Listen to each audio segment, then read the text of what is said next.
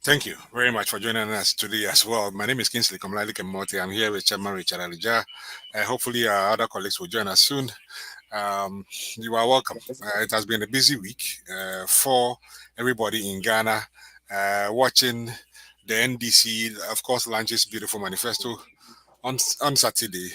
The MPP's attempt to make sure that the manifesto of the NDC doesn't get the publicity that it should get, decided to hold a presser, which is very, very, very bad taste in politics anyway. Because in advanced countries where you don't do things like that. You rush to hold a presser a day after, so with the hope that you will bury the story, but it didn't happen. The NDC had a very beautiful program. It was really, really, really, really, really awesome, and we are excited that we are here again. And join us. We will walk through some few issues here and there.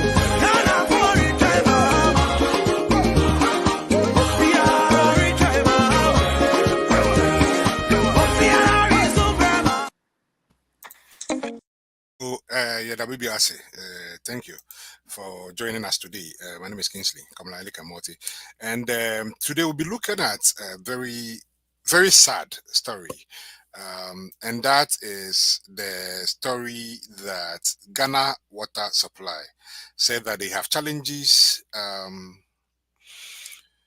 supplying water due to the issue of illegal mining, which Nanado Dankwa said that he is putting his presidency on the line on, and all kind of things that he said, that the MDPP government clearly has failed. And here we are. Chamari Richard, welcome. Thank you, Kingsley, and good afternoon from my end. Thank you, pretty much. So let's go. On the matter of Ghana Water, clearly struggling to supply water in the face of many of the issues that we have been dealing with as a country lately. Chairman, go. Yeah, thank you, Kingsley. And again, let me say good afternoon from my end to your cherished viewers and listeners across the globe, and especially those of our people in Ghana, our folks, as well as in the diaspora with us who have been thinking about our motherland, Ghana, where we all come from, where we all hail, and umbilical well planted over there. So when we go to work and return, and God gives us the strength to again wake up and go and labor and return. We always, wherever you are as a Ghanaian, you think about your folks, your kinsmen, and the prosperity, development, and growth of Ghana. So whatever happens in Ghana matters to everybody. It really doesn't matter where you live. Like you rightly pointed out as our topic to engage on, it's about the water situation that we read about in the week that came to an end yesterday. Today is the beginning of the month, and every Ghanaian should be concerned because you see, water is life, and if our water systems comes under threat, everybody should be worried that we are not safe of possible diseases, predicaments, and our life changes. So it's much of a concern. And when I read the release from the Ghana Water Company, I was worried because you see, we have been looking on many Ghanaian research organizations, especially the media, um, have been talking and have been capturing videos and pictures of so far as galamsey, which is affecting our system, is concerned. And here we are. The Pra is very well polluted to the extent that supply to part of the central region is not the best at all, causing diseases and therefore shortages and all that. And I don't know where we have come to. I don't know what the government is thinking about doing. I don't know how we can salvage the situation, how we can save lives. I am not sure. Um, this is a result of um, our inability to decisively fight galamsey, which is the main cause. And the governments, in particular, the Bawumia government, over the years has been paying lip service to this menace. They pretend to be solving the problems to the extent that they swore to put their presidency on the line. So far as this Galamsey menace is concerned, they have bent many excavators. They've seized, they have sold to themselves or distributed among themselves. They are apparatchiks, the seizure of Galamsey equipment and machines. They have invited, they are in collaboration with our Chinese friends who don't know our forest, but now are still in the forest, devastating our water bodies, our vegetation, our lands, just because of gold that they want to fetch and ship away from the country for their own benefits. And I don't know how long this is going to take us. It's like we are killing the country because if the water bodies are polluted to the extent of not habitable even by the fishes, not to talk about human beings, then we are doomed as a human species, including the living organisms in the water. And do we have to start importing water from somewhere? That would be expensive, and I don't think we have the we have the money to be importing water from elsewhere into the country. It cannot. It's not possible. And so we are lost. We are lost. Maybe what we need to do is not to give up. In fact, if we had listened to the ministerial committee that was formed by the very government that we have in a saddle now, a committee that was headed by Professor Frimpong Boateng, submitted a report and mentioned many names who are clearly politically influenced people from the presidency and all over the place. So we shouldn't be surprised. This is how far we have come, and we have damaged our country to the extent that, look, I'm not sure whether we have to bring in some consultants from outside. Remember that we have Ghanaian experts and professionals who are outside, who have over the years been offering to offer their services and their expertise pro bono to the government. I remember a friend who is a mining engineer, one Dr. Solomon Owusu, who is in the US here at the beginning of the time, so far as this administration is concerned. He, together with his team of friends in this industry, decided to go to Ghana on their own expense and see what offer they will give to the government in terms of managing galamsey, small scale mining and all that, so that at least we could reduce, if not stop, this galamsey altogether.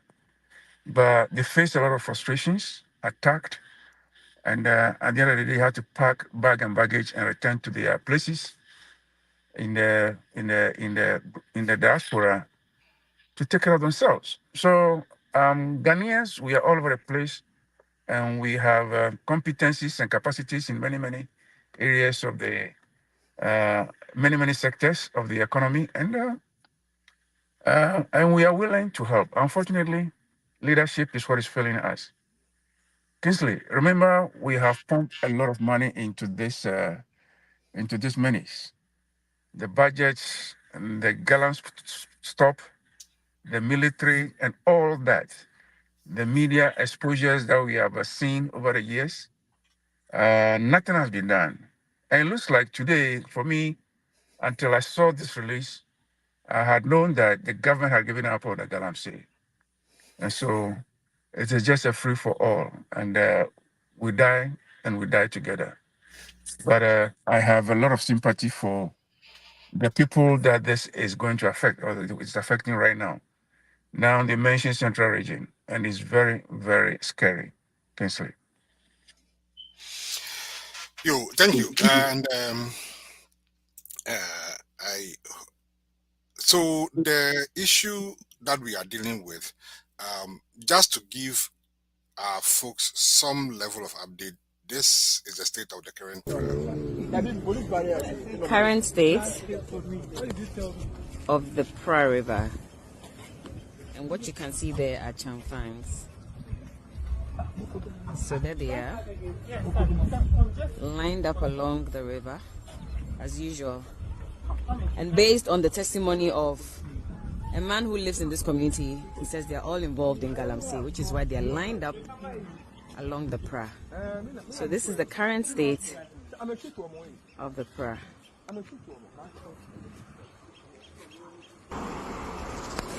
And I just crossed the road just to get a closer view of the Pra on this side as well. I mean, for those of you who probably live around here or usually use this route, you'd understand. This is it.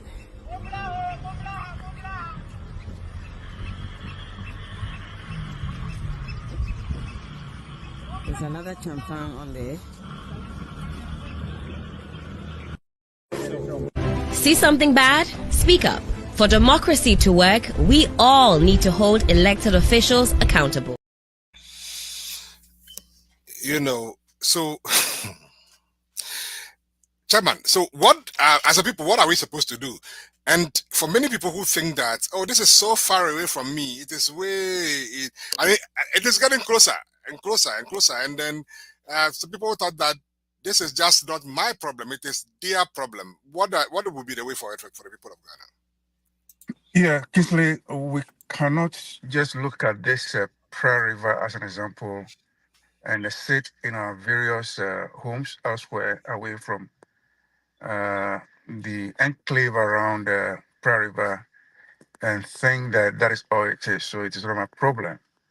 It is some folks who live elsewhere along the banks of River Pra whose problem it is. No, not at all. All the river bodies across the country, except Volta, maybe. At least I know that Volta down the south over there, where I am familiar with. I have not heard or seen anything regarding Galamsey or mining along the Volta, so far as the southern part is concerned. But I'm aware that in the northern sector too, Galamsey is ongoing over there because there is mining. Wherever there is mining, then Galamsey and abuse of the river bodies go along with it. So if you look across the country, from the west all the way from Cobra, I believe the Pra, and to Brim, which also comes from they all find their source from the north and they travel into the ocean. So Bia and Cobra, I think Bia enters Cote d'Ivoire towards the ocean, and then Cobra, then there is Pra. We have other smaller ones like Ayinsu near Accra, Kasua, thereabout, also sourcing from the northern part. And we have Brim, which is the major one, so far as Chebi and Ebuakwa, those areas are concerned. Through the Densu, Nsawam, that comes down to the south and save the country. We are all at risk. And if you went up north, I'm not sure how it's like so far as the Black Volta, the White Volta, and other smaller rivers around there are concerned. So everybody's at risk. The whole country is at risk. Wherever there is mining, then believe you me that and there will be this pollution of the water bodies and vegetation, you know. That is why you remember, I think, the history of our economy so far as our cocoa is concerned, the vegetation is being destroyed as not profitable enough. So we tend to destroy the cocoa farms and plantations, choose the mining and galamsey for the faster yield that it offers the people. Because if you go dig today, you're likely to find gold and sell it and get some returns. Cocoa doesn't take a day, it doesn't take a week, it doesn't take a month, it takes so long. So the choice now is about let's cut down the cocoa trees, let's destroy the cocoa farms, and rather use the land for digging the gold that is buried over there. That is a dilemma, and that is how far we find ourselves. As to what we need to do, we need to be strict, we need to be disciplined, we need to strengthen the laws. I believe we have all the laws in the books. It's just the political willpower to live the laws and make them work. That is what is left. So at this time, if after 8 years, promised by a government to fight this system, and we have seen ourselves as a failure, so far as this is concerned, Perhaps you have to look after the next government, which is the NDC government. Not to say that they have never encountered it before. They left government, I believe, about 8 years ago, and they were also trying to fight it. And I believe they will lift up the fight when they come into government from January and bring all stakeholders, the players together and see what can be done. What can be done to maybe transition people who find Galamsey as their source of income and do something else. And if you go into the manifesto that just came out last week, there is a column and there is a section for it. We have sector speaker when it comes to mining of our manifesto, chaired by Dr. Tony Urban. He was former chief executive of the Minerals Commission. So we couldn't have made a better choice than Dr. Tony Urban. And he's a spokesperson, the chairman of the spokespersons for the sector. And I believe with their experience, their wisdom, they will be able, as they have enshrined in our constitution, our manifesto, they will be able to operationalize something that will be effective to see how we can kill this kind of threat that Ghana has been engulfed in.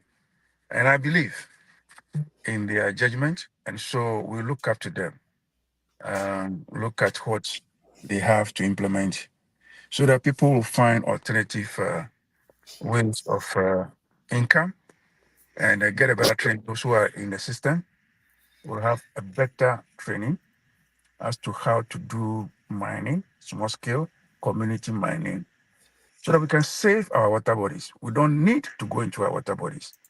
So we need to do it properly. The land devastation, we just dig and then left the holes and the land spoiled. We don't recover the lands by replanting. These are some of the things that we need to do. And some reserves, some forest reserves are very necessary for human life as well. So that those can also be protected by our mining and minerals sector and make it, regulate it, let the laws work, regulate it properly, give them the training from the UMAT. I believe we have University of Minerals and Technology, that we have to bring all of them to bear.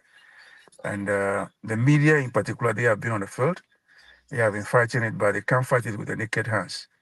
All they have is the microphone and camera, and they will have to be brought in to become as part of the players so that we can find solutions. And a lasting one, of course, to save our country, to make mining more profitable. And when we export them, we know we are regulated to export so that the revenue generated from there would benefit the country as a whole. Kingsley, we can do it. And I believe in us. I believe in our people. Thank you. Fantastic. And let me, Rashid, let me bring Rashid in to make his first submission on this issue of the PRA. Chairman, I'll come to you and you make your last comment on this Galamsey and its manners on the lady that fell in the pit. But let me get to Rashid so that Rashid, take your take on this thing, the struggling of Ghana water. Let's go. Yeah, so good evening, Kingsley, and I greet all comrades around the globe tuning in to listen to us. And see, Ghana has been giving to some crop of people for the past 8 years, and every other day we keep on seeing some of these effect and the impact that the NPP government has brought to the good people of Ghana. It saddens my heart when you see some of these rivers with such color. This started a long time ago, and I believe our president even said that he is going to fight Galamsey. that galamsey that he said he's going to fight against, it's Nanado's comments are always like the opposites. Whatever he says goes in the reverse direction of what is currently happening to the good people of Ghana. When I saw the Pra River shown by what's the name, that journalist from TV3, I was quite shocked to see even Chamfang. They are all over the Pra River like canoes, Yeah. right? Yeah. Before I used to go to Shama, where you just on the Pra River you see that Pra River very clear and in a natural color, with canoes trying to commute people on the river. But what I saw with Chamfans on the river, oh Kingsley, come on. You see, mpere pii na ya na Ghanafoɔ ne kora na yɛmpɛ. Yɛhwɛ yɛ president bi te sɛ Nana Addo ɔbaeɛ sɛ ɔpɛ sɛ yɛde tumi hyɛ ne nsa. Yɛn nyinaa ani tua nsɛm akɛse a ɔkaa sɛ ɔbɛfa tia galamsey. Emans mmerɛ bi siiɛ a ɔmo na ɔmo yɛ mining, ɔmo hyehye ɔmo excavators bebree nso yɛn ho baabi a ɔmo de kɔɔɛ.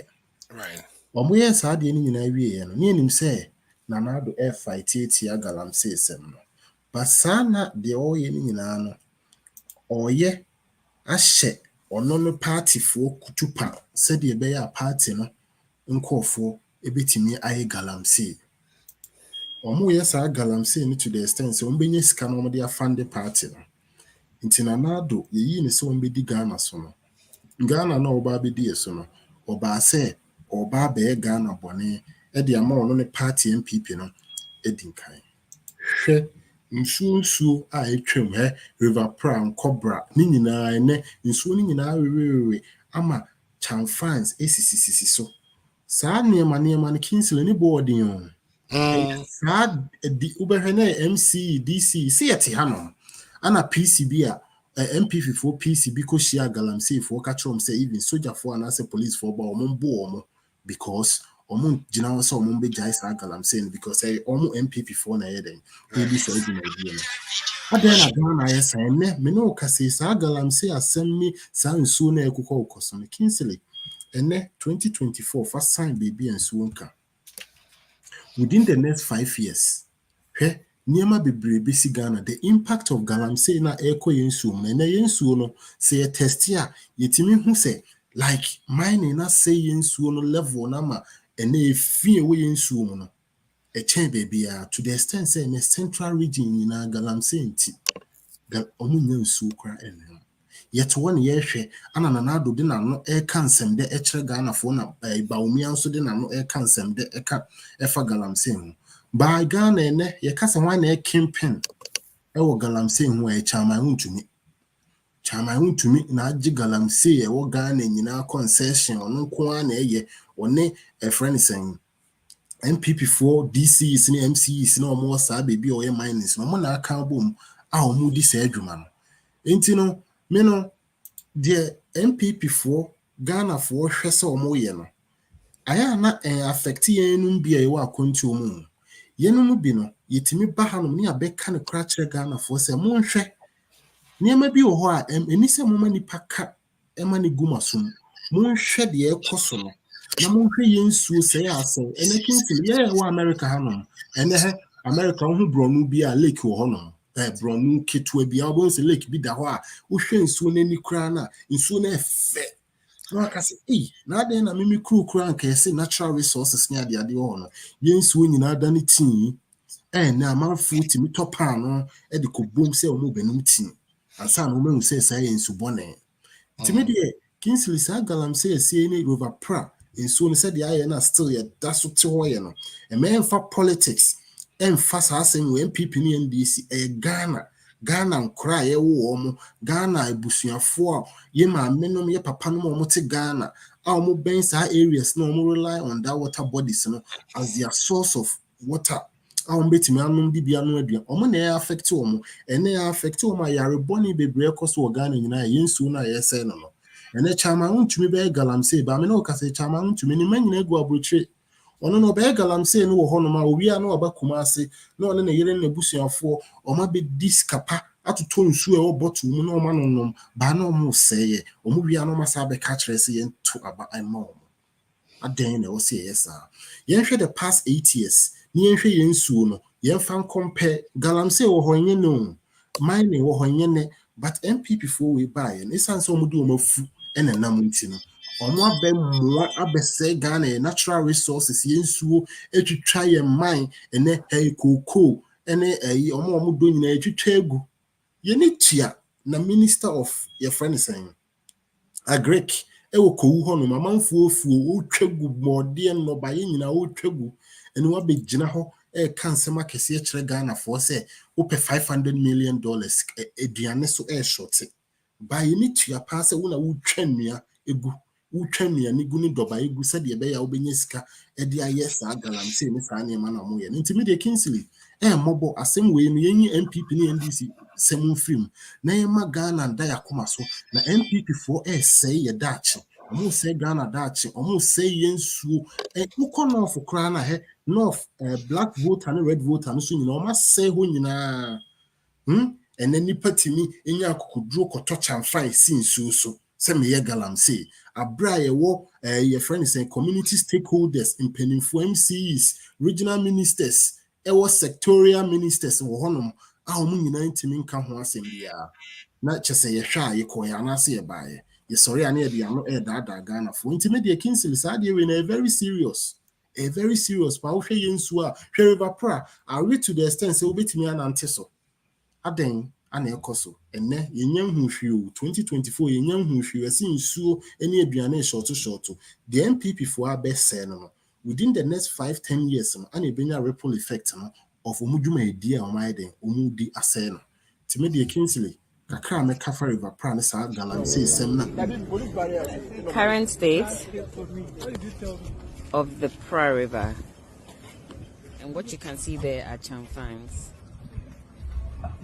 So there they are, lined up along the river as usual. And based on the testimony of a man who lives in this community, he says they are all involved in galamsey, which is why they are lined up along the Pra. Kingsley, it's very serious and appalling. So this is a serious issue. I hear serious attention.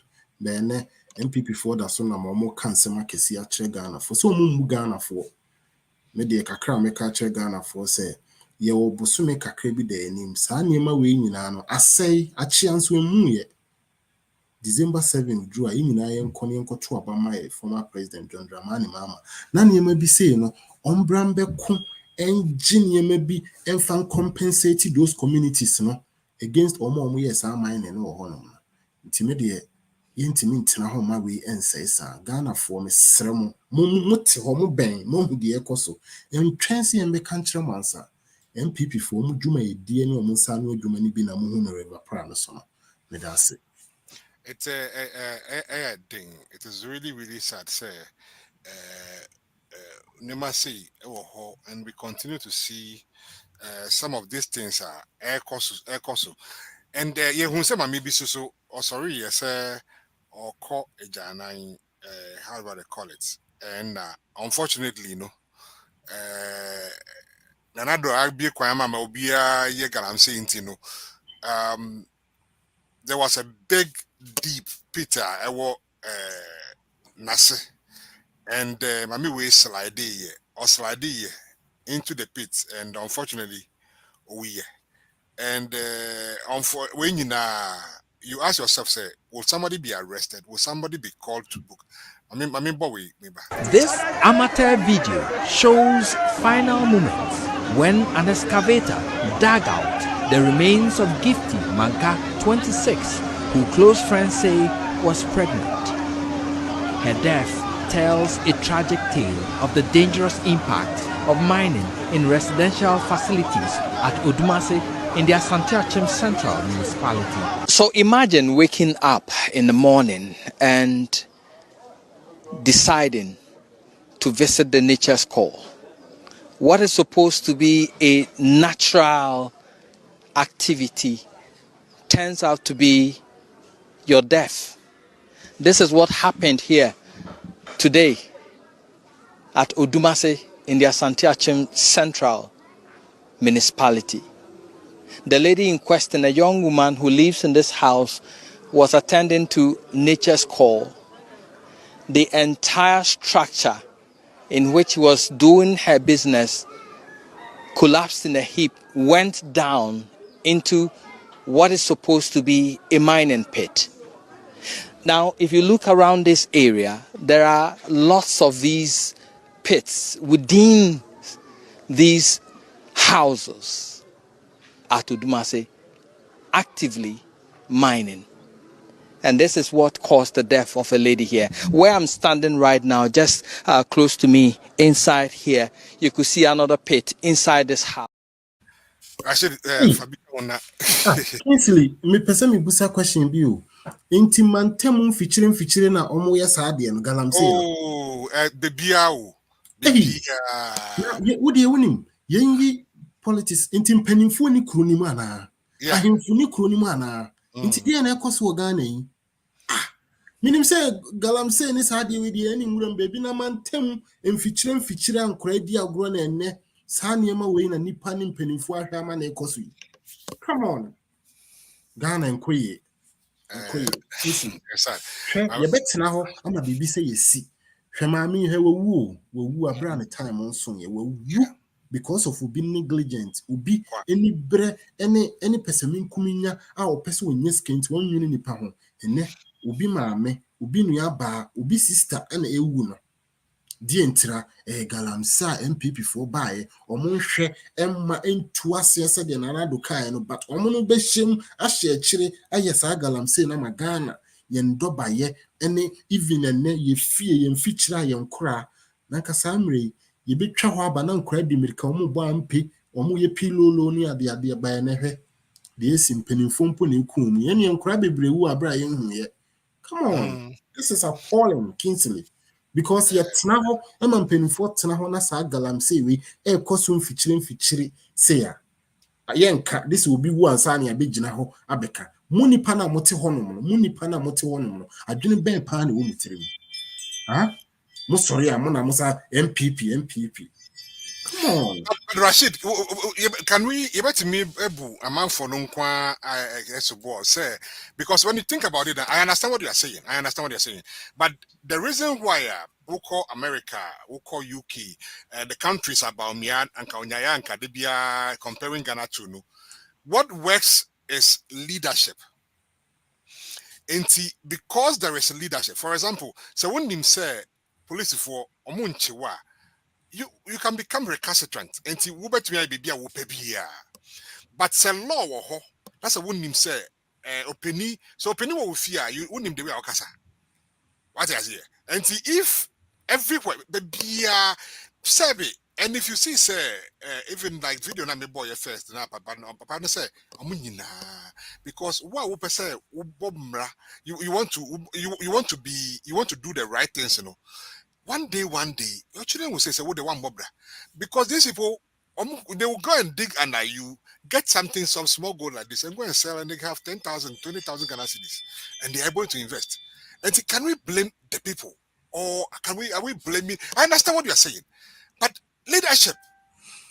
Yeah, Kingsley, I agree with you. On said your work, no, you mean blame people, no, they be but leadership, no regulators, no, Anna Omono. I was see it me blame you because if the regulators are not providing those oversight regulations upon some of these activities, nan kanipa na nkasa enya saa tumi na ahoden nkwa yesa de wokan no ene se police ye wa America yi na nka police fo nhwe anka nam highway so abonso obi ko 150 200 na ene nipa wu ni ade. But because there is that control mechanism in place, in say police in any adwuma leadership ho nti wo kokra Kingsley usuro se obeye sa de no. But eno na ekoso Ghana fo efiem ne ye mantem ye hu se leadership bibia break it down. Say leaders no kra no mo na di omo ho agim Ubehekra na leaders no and do omo agye ma to saa resources no de ama omo a ene omo mu no hye chire e push omo nko wu no na diska no ye wi a de abre omo so omo na to saa gold ne saa de ade no intimate ase but aya na ye mpanimfo na ye omo ayi no mantem no ewom se brakra de wan ba but ye see dimpa yesi ehunyade so what you say ya yi nyina nim say MPP fo ma be say bibia enti ye kakra say ye mantem no ye behwe na ya mamra ye adwuma ye betima protect lady a wo yi nimre nson ye Kingsley mami nimre nson ye ana wawu bisa say ye di intra because of leadership regulators na mo anye na ye mantem kakra na ye nso ye wono ya nhwe ambo na ho ban amasa na ma ni nyina ye den esi intimate I am nsɛm bi say me can na I na pa Kingsley because intimi nhwɛ sɛ galamsey ye ne mfikyire mantem ye dwene nipa ho inti Ghana ye dwene nipa ho dey na MPP for the aba Ghana yi oh this is too much Nah, but you see, I don't mean blaming Anado entirely because I will look for it and see semenya na mabo and Anado kanye before go campaign for 2012 election mekai okanye or say NDC for the name say me ba megu galamsey no ba ko krampo ennim me ba me hyemu kina ayo his words. Anyway, me, I'm not surprised. I don't know if Chairman Alijaya available or Nankaya Koneho, but he's been a little bit busy today. But okay, great. Chairman, your take on this lady who we just saw the video dying because of this Galamsey matter. Then I'll start with you with the next topic. Yeah, you see, this is what has come to our notice by a media person. I believe that is the guy called, the media man called Erastus Saridonko or somebody. Right. And he's known for always being in the forest with his cameras and his team against threats, arrests, and all that. He continues to keep the fight on when even leaders have abandoned it. So his camera is everywhere. This is a tragedy in a village or a town. But Kingsley and Rashid, let us not think that there is just the only one in that town. Because there is no way there can be that only pit in a town surrounded by the community. It should be one of many of such pits, Galamsey pits, in that very town. If it were the only pit, I believe people have spoken against it for only one individual to have that pit, and we have spoken against it and stop it or bury it or cover it. But it looks to be the one of those for their livelihood. So they dig around their houses, they dig parks, places that children should be playing at. So any available space, if they realize that, look, I hate that hokwa, all they will do is that they will have to find an excavator to excavate a place for them to fetch their gold or whatever is buried over there. So unfortunately, they are living within the pits. And unfortunately, there is the tragedy that occurred. And they may not be the only tragedy in that town. And maybe some other surrounding towns. Maybe somewhere around Ashanti Kingston. I believe that is what I heard. So a idea, a daily thing, and you be a microphone. So you ask, that is within a certain district. Okay. And we have government officials there. We have MPs, non-MPs, assemblymen who are supposed to be agents and they're representing the town and the rural areas. We also have district chief executives or whatever. They are the security chairman or security coordinators in those areas. They go into those areas. They cannot tell us that they're not aware that things like this are happening. They may be beneficiary or collaborators of these activities in their own rural areas. So everybody is involved, including the landowners, the traditional council, and all of them. We cannot blame traditional areas, traditional council members completely because they don't have police, they don't have soldiers, they don't have galamsey stoppers. If they want to employ or hire a vigilante, they should be able to pay. Those vigilantes themselves from the village find it as lucrative because there is no job.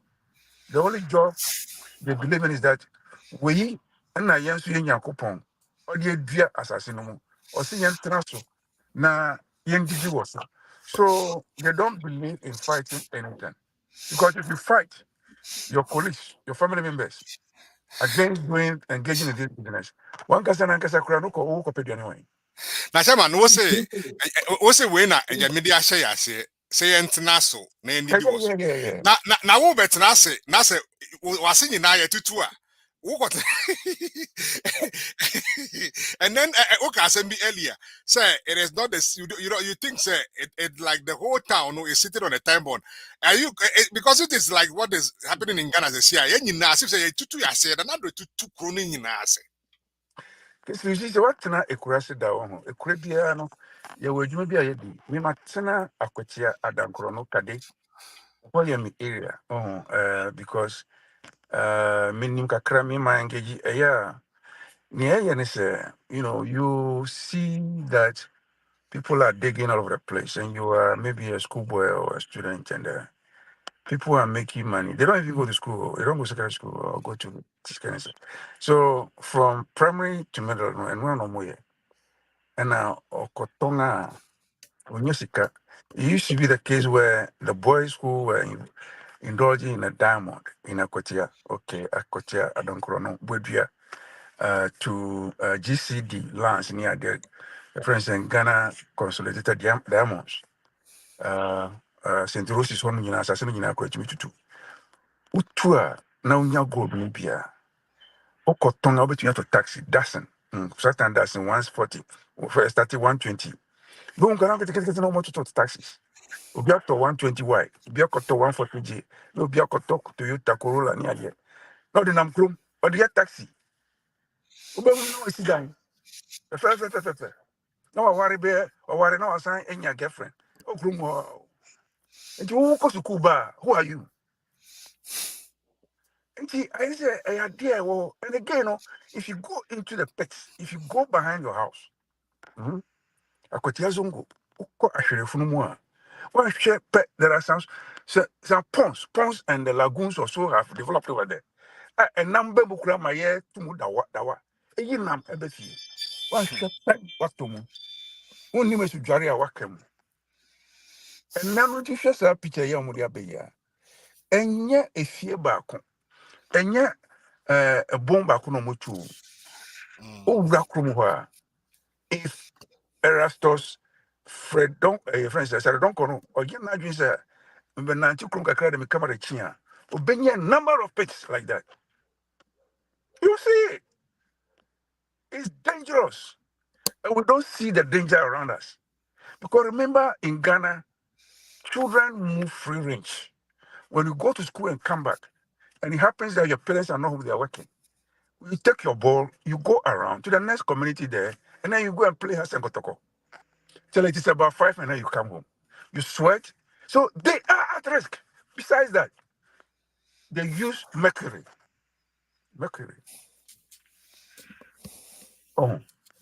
It destroys your nervous system. I have had people who have died because of that kind of diseases that attack them. And they don't find a way of curing it.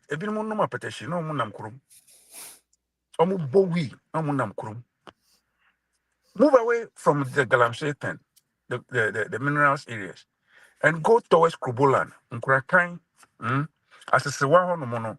What we do is that we plant wheat farm. When we papa nkasa.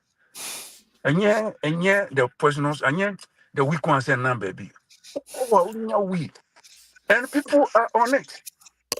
Chairman, The whole Ghana know a crime scene.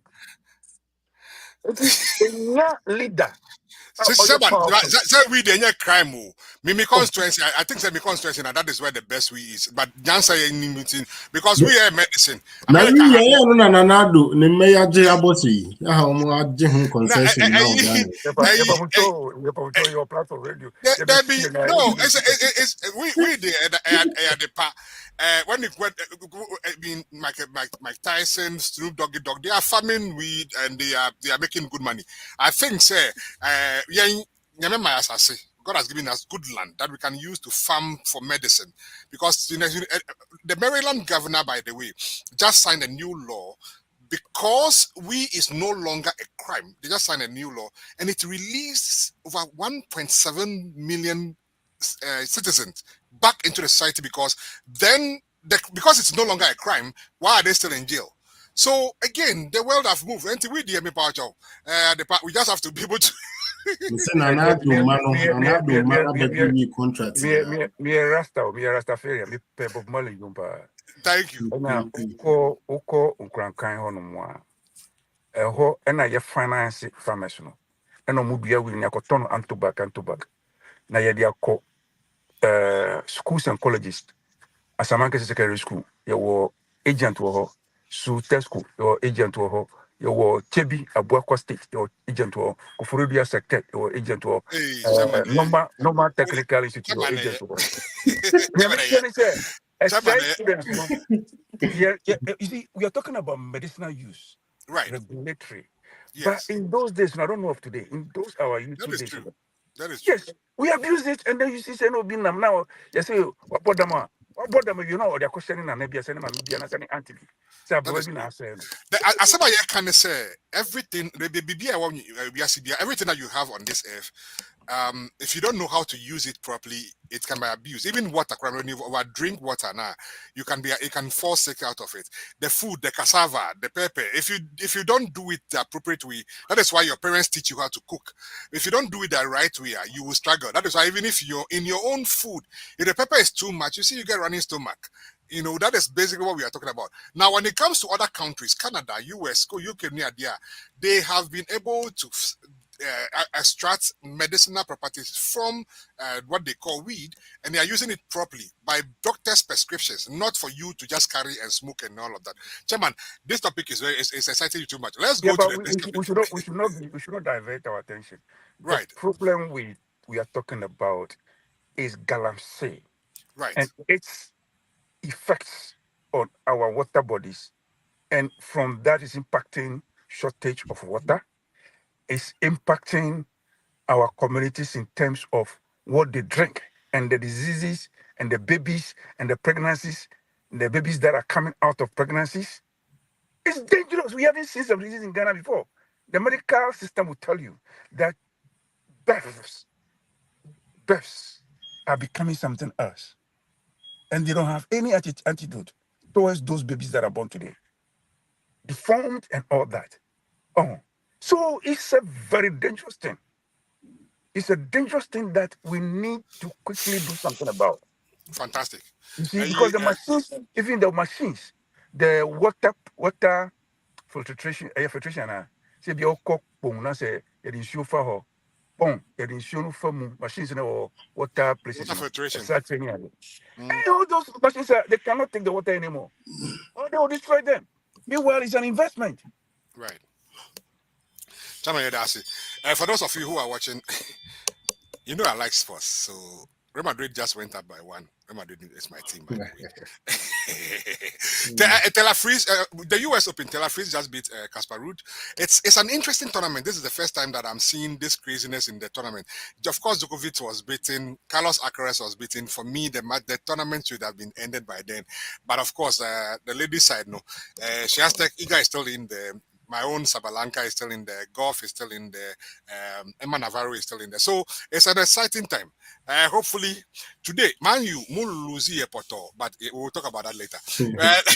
Let us go to the second topic, NHIS. You see, the MPP continue to parade themselves. Say they started NHIS and all of that. This week, we saw a beautiful conversation that went on live on TV, record set. Let us play this. It's 5 minutes. So we're going to play the entire clip and then we'll come back and discuss it. I will start from Chairman Richard.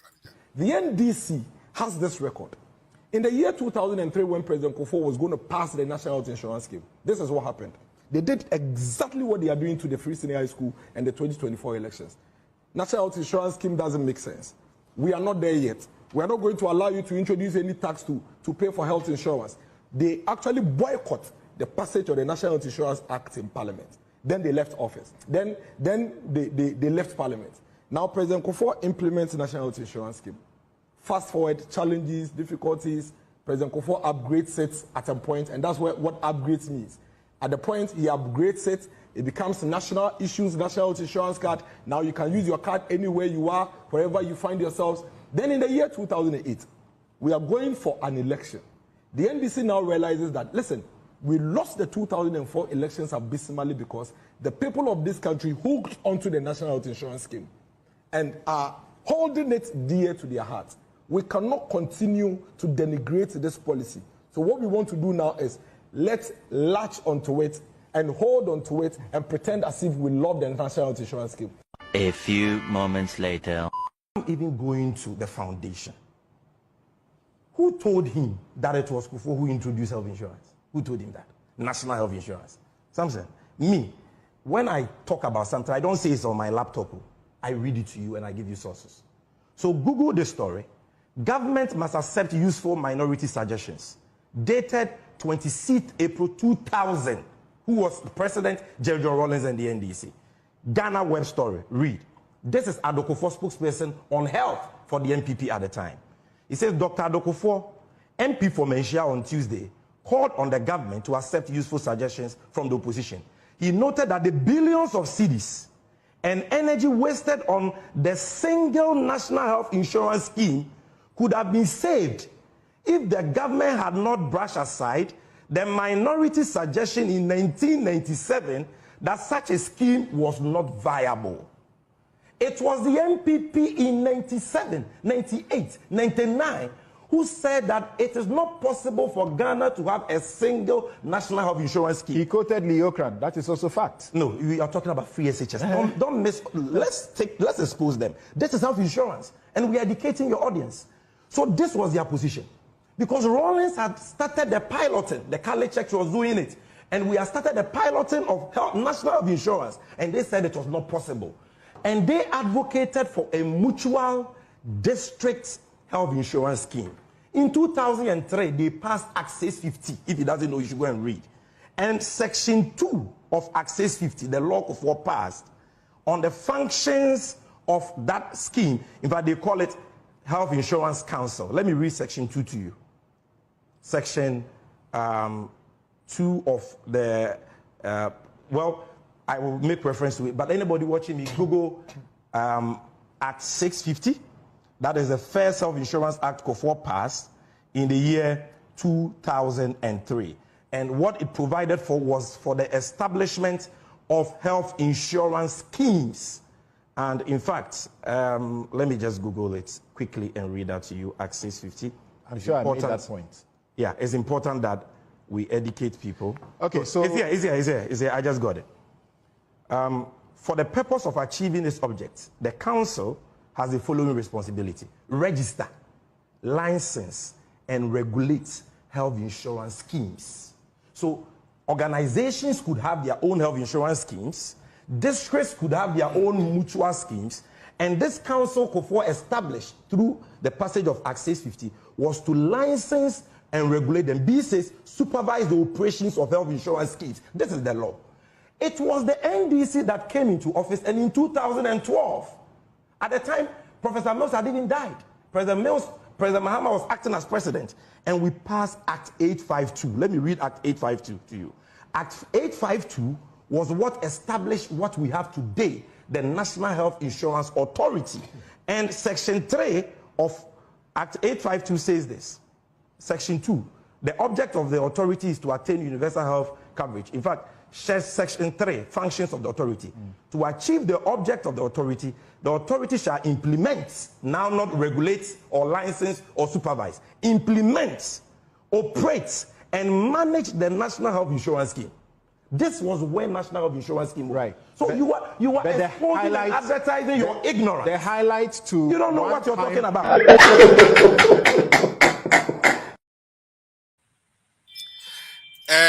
Me pamucho. Me who's a Gilly about line? So let me check with Gilly. Oh, Gilly is gone. Ah, Gilly, where you are, Niana? Gilly, come back. Gilly, come back. By the way, Gilly has to come back. Gilly is in Canada. Gilly is a thick, tall MPP member. Very, very strong MPP member. And Gilly, I saw you came on there, and I was going to let you get onto it. And I see some people came on earlier. But wait to me but feel free. And the topic you want to talk about, please, you can feel free and take it. Chama Richard Alija, you heard the argument. Yeah. The education and all of that. You know, I'm glad Giddy retreated, you know, because this job Okay. for MPP become very difficult. I bet Gilly is here. Let's allow Gilly. Oh, but Brother Kingsley. Master, how be you? Oh, Charlie, good to be on stage with you honorables. we thank you. How is Canada? And I won't go this Ghana. No. Canada is tough, like most places in the world. Yeah. Canada is tough, but then when things are tough, the tough get going. So Fantastic. We are surviving. Fantastic. Oh, Besraya and answer. You want to comment on the first topic that we were talking about? Because second one, me, yes, I share. Oh, I would like to, if you would admit me, be part of the conversation. Fantastic. Mm-hmm. The first thing that we dealt with was Galamsey. I think that that one is too embarrassing. Maybe you may not want to talk about that one. So, yes.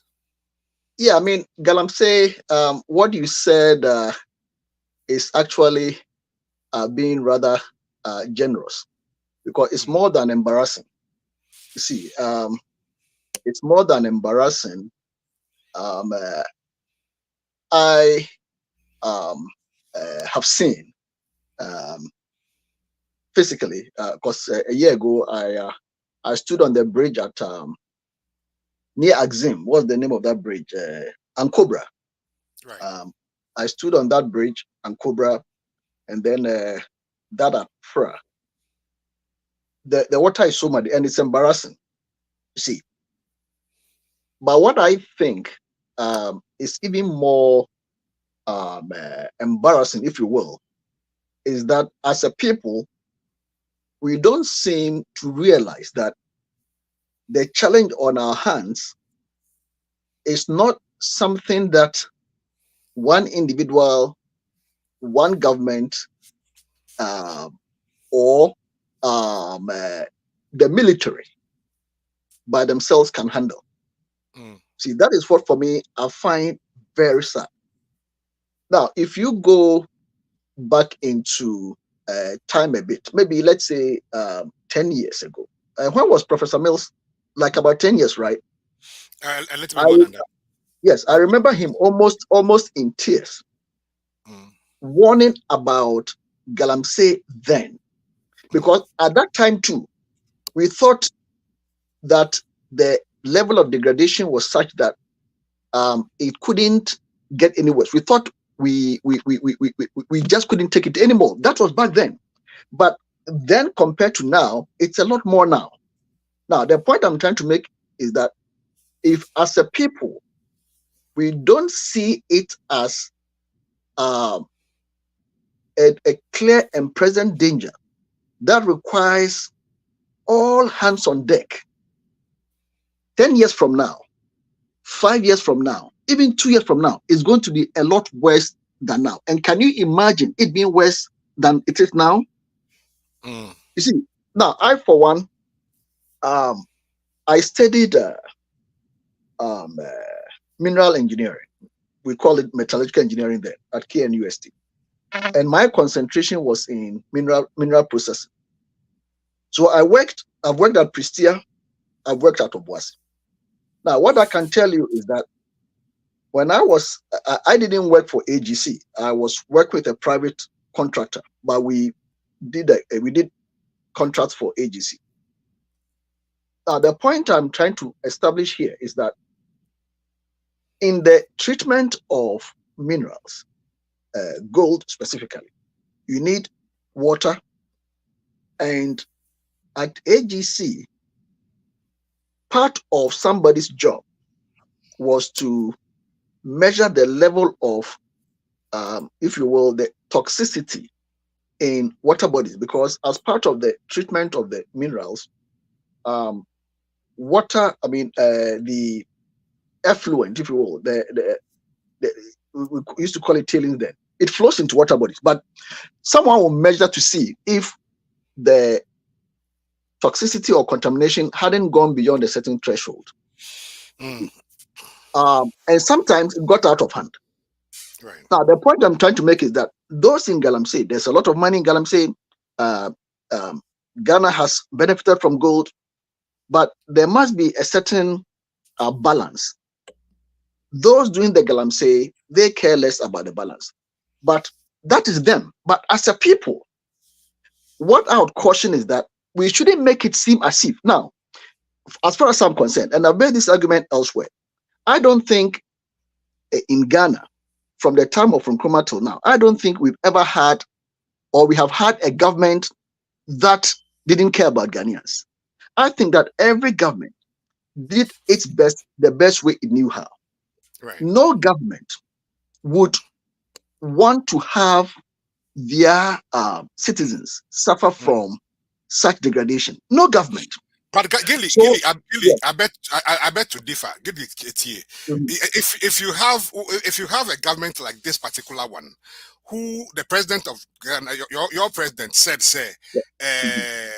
I put my presidency online. If I don't eliminate Galamsey now, I will resign.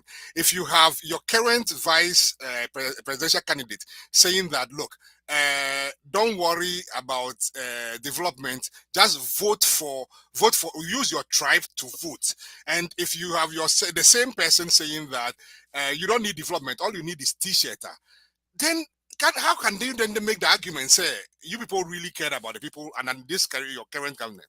I can understand Kufuor, but this one, I think that sometimes, because in the heat of politics, we try to either, there's a saying in Akan to the effect that when your rival is learning your dance, they twist their waist in a way to make your dance appear something other than what it is. The point I'm trying to make is that sometimes, and we are all in the political game, so I can appreciate where you're coming from with what you said. See, but oftentimes to score political points, we say things or if you will, say certain things that are not what whoever said it said. It may be a direct quote, an undecided quote, but what was the interpretation? Because for interpretation, we may say, take for example, let's take President Rawlings. Right. It's on record that he said that Ghana's independence by Nkrumah, I'm not quoting him, but words to the effect that it was Nkrumah only gave us slogans or something like that. You see, I don't think he meant it in a derogatory manner. It was a certain point that he was trying to make. You see, so we can always say, if we want to look at certain things in certain ways, we can always give certain meanings. But the point is that when Nanado said what he said about putting his presidency on the line, for me, the way I took it or interpreted it was that he was sounding a caution to us Ghanaians that the crisis was so problematic and challenging that he as president, he would be prepared if he doesn't, he's not able to do something about it, he would put his president down the line. That was to underscore to us how serious it is, because what would cause, if you take our constitution, for example, one of the circumstances under which a president can be replaced is if the president, not even, under which the president can, if the president is no more, deceased. And when you are dead, you are dead. So I think, Yeah, so for last comment, and then I'll move on to Chairman Richard Alija, because you see, it's difficult because when we hear people people in your party say things like, "Don't worry about the people, party in here, or party in here, which we all hear. And again, the rumor is rumor. This is things that are available. I didn't want to get into the whole thing of playing some of the audios to you, but as a party in here, this is putting party ahead of the people of Ghana. So Nanado Pan the current people. Look, if this current MVP, listen to the kind of thing. Just to indulge, and my apologies to Chairman Richard Arija and Rashid. I want to encourage Gilly to continue to come to join us. So let me Gilly, I'm playing a short thing for you. Listen. Okay. Asma makajuma adwene ho awie deep. I don't know. The besia ebema me wo hininto masa akọ MPP.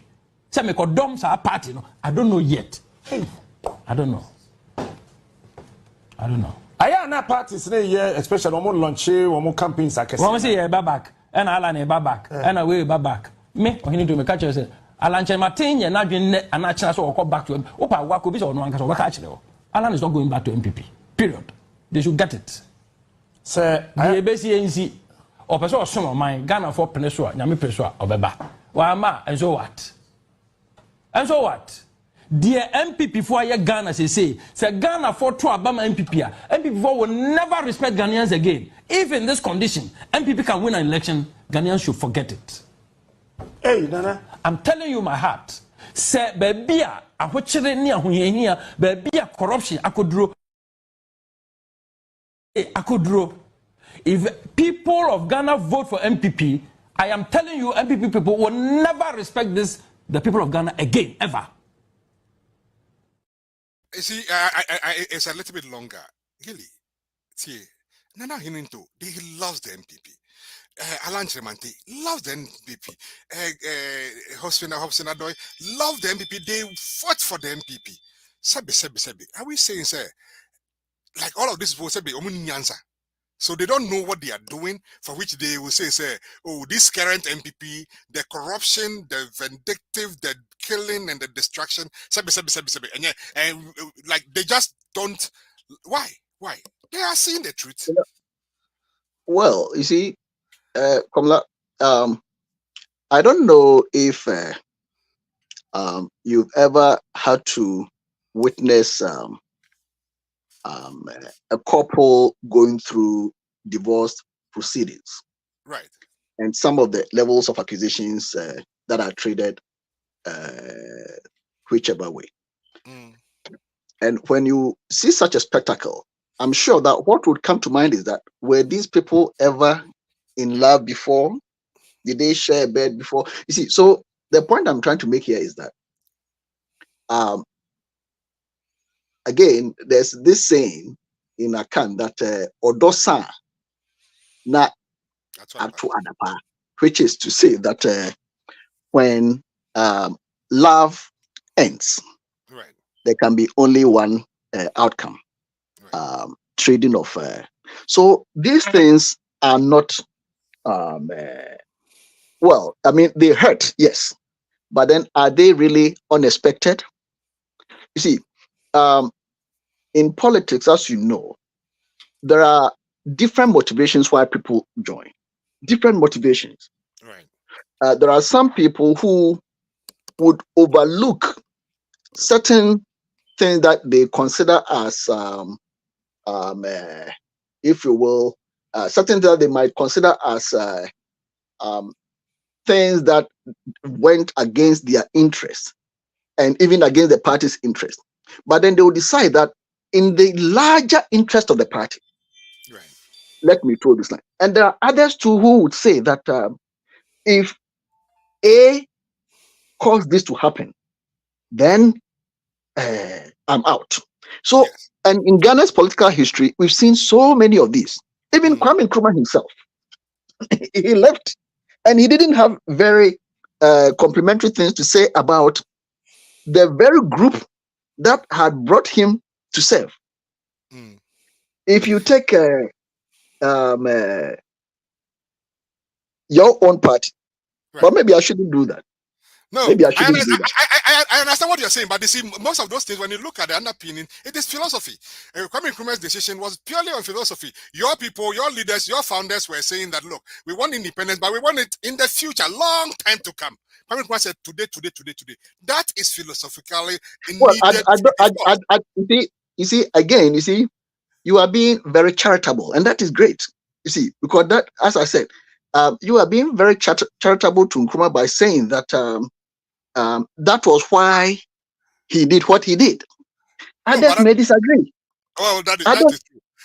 No, others may also say that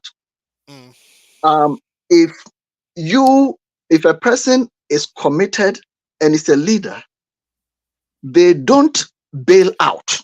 Right, but they rather change from within. I understand you.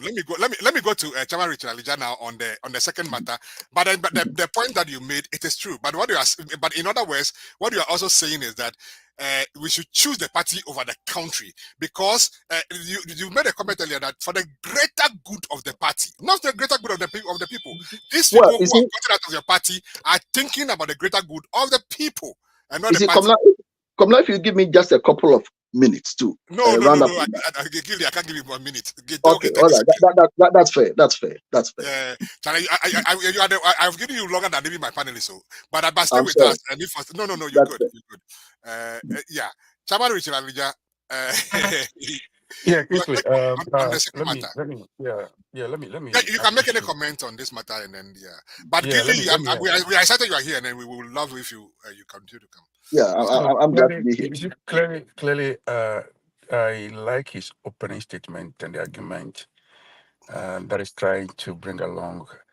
Right. And to me, it comes across as somebody who is nationalistic rather than partisan. So, and I am along with him regarding the way he's going around his thoughts.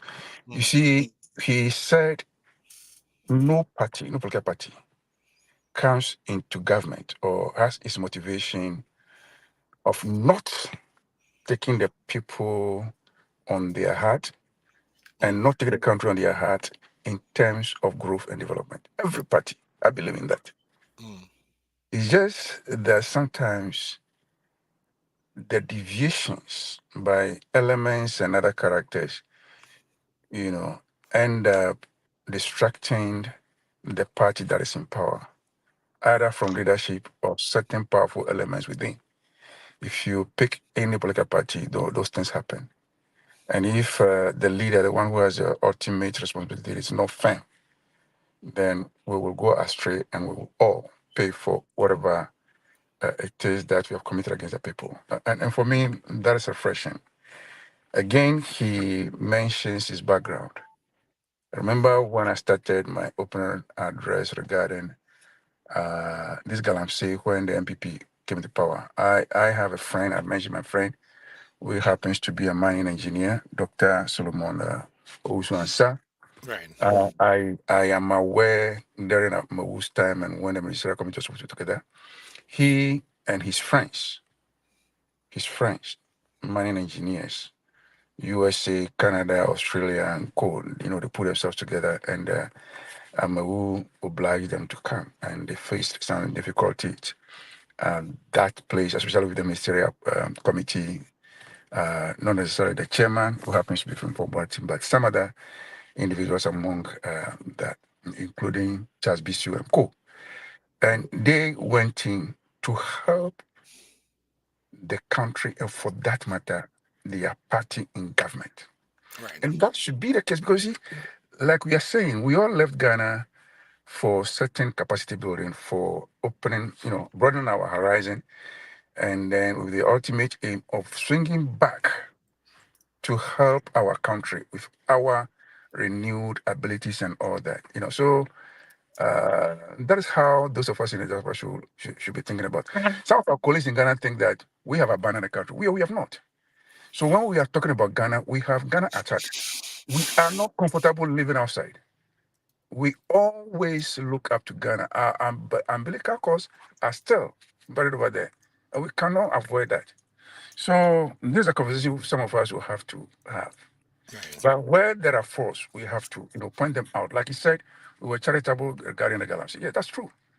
We don't want to go hard, partisan politic, and then be insulting and attacking without basis. We must be objective in our discussions. And for me, that is my assessment of Gilly and how he comes across to me, which for me is profound. Now, moving on to. Gilly can be very propagandist too. I know him too well. It's okay. Komla, it takes a propagandist to know another. It's okay. I've known him too much. We've been on the battlefront for a very long time, so I know him. Okay. Chairman, go. Yeah, so we're looking at what is it that we are looking at? I forgot it. Bawumia's, what is it? What's the topic? Yeah, so I was looking at the NHIS thing, and then I played this video. The NDC has this record. In the year 2003. Yeah, Chairman. Yeah, I don't want to be abusive. I hold my breath, but sometimes I am compelled to release. It may not be nice, but pardon me. You see, the NPP that I have known from day one, okay, these people like this, excuse my language, for all due respect, people like this who parrot, but they lack communication maturity, ethical communication in politics, where we saw the Ajeni Boatens, we saw the Damboches, we saw Hidden Toes, and then you start flying people like my own brother Richard Ahiagba, who come and tell like every sentence he makes. Okay, and then you have people like this nice guy. Miracle. He has been performing miracles. And, somebody say yes. Somebody say he needs miracle to survive. You see, and sometimes he talks out of ignorance. You can forgive him because if you look at him, you will say that maybe he just came from school and then got himself into political ladder higher. And so when he says some things like, I remember hearing him talking about NDC came into government and decided to sell the Nkrumah's factories. If you carry that short, you are really not being fair to the facts. And that we, enacted a law to do that. No. So so now people pick it from their end and they start flashing it. So on certain platforms where I am there with them, it's a mixed platform like Solomon Owusu's platform and other platforms. We are together over there and other, all students platforms and the community platforms. I would not allow those things to pass without correcting the mistake. You can say, we are not saying that the diversity implementation program under the ERP, everything was fair or everything went right. But we should be speaking the facts. Before the NDC party was formed, even though we were birthed from PNDC time, it's a living organism, and certain things we did we regret. There were excesses. Even before 1992, we agreed that there were excesses. But we were caught in a certain economic situation where we had to, go for the Brenton Woods policies and conditionalities and all the retrenchment of employees, labor and all that, divesting some of the state-owned organizations because government could not sustain them. They were living in full subvention. They were not making profit. So that was overburden. And we cannot be selling cocoa and then selling tobacco and brewery to take care of those businesses like fishing corporation, which you're supposed, you are equipped to go on the sea and then fetch fish and sell and make profit. And every day, if you are losing, you're not making profit, we have to find money elsewhere to salvage you. It's annoying, And so a time will come when we'll have to divest. And divesting means privatization of some of them and holding, with the government holding a certain shares. When it becomes unsustainable, probably you have to offload all the shares. It happened for Boise, a Goldfields, And so those are the things. For example, what he's talking about, you hear that he knows the facts. Now that we even today in an era of IT and the internet and all that, it's very easy. Before you go on the media platforms, it takes you a click to verify certain information. But you go in intentionally to deceive people. I don't believe in that. I really don't believe in that. So even my own people, my own colleagues, my own comrades in the NDC, if I found anybody doing that, or anybody intentionally trying to deceive people, I found, because that is not part of my values. Just speak the truth and be free. If you think you are embarrassed, then don't talk about it. If your other friends or your colleagues at the other end, if they pull up something about you, yes, you are not perfect. And if you cannot apologize, keep quiet. But don't try to defend it all the time. No, it's not possible. You are not supposed to be perfect. But if you go, this national health insurance thing is very well known. You see, on one of our energy platforms today, this morning, I found a Ghanaian Times publication that was pulled by one of our old journalists, showing that even the NIH idea, looking for consultants and looking for people. November 12, 1992. Kingsley, I wanted to post that news item, Ghanaian Times, November 12, 1992. Before, that was when we were preparing towards this fourth Republic dispensation. And national health insurance was being discussed to the point where, they were piloting by the Catholic and the other missions, including government itself in the Eastern region. Not only in Kuranza and the Catholic and all that, no, but government itself. The government of NDC itself also put a pilot program together. But when people are talking, they dismiss it. And if you mention it, it's like, no, it didn't happen that way. And look at how Sami Jenfi helped answering. And he's speaking to facts and he's pulling information. I'm not saying because Sami Jenfi is my friend or like a nephew to me or from my end, that is why I will praise him. No, you listen to the facts that he proves, and then there you are sitting down and you don't know what to say. Politics should not be. It should be about national conversation and speak to fact. Because not everybody who knows there are gullible people in society. If you're not very careful, you misfeed them, and then give them some information, and they reach somewhere, they are caught. For example, yesterday on one of our mixed platforms, one of my friends from the other end was saying that, look, the Atamils never put an economic management team together. We're discussing Bawumia and as a chairman of the economic management team, who is trying to run away from the economy. And that's what he has been doing. And that is clear. Everybody knows about it. He's moving to digitalization. Your expertise is economy. Yeah, you may face challenges in the cabinet, but that is the cabinet. And that is you. Don't move away. Keep talking about facts. You don't move away.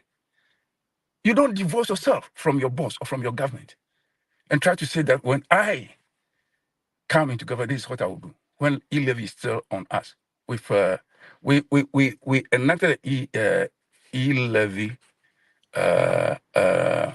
law over going to IMF. But if it happens that the law has been enacted, but we still go to IMF, I should be very careful how I speak about it.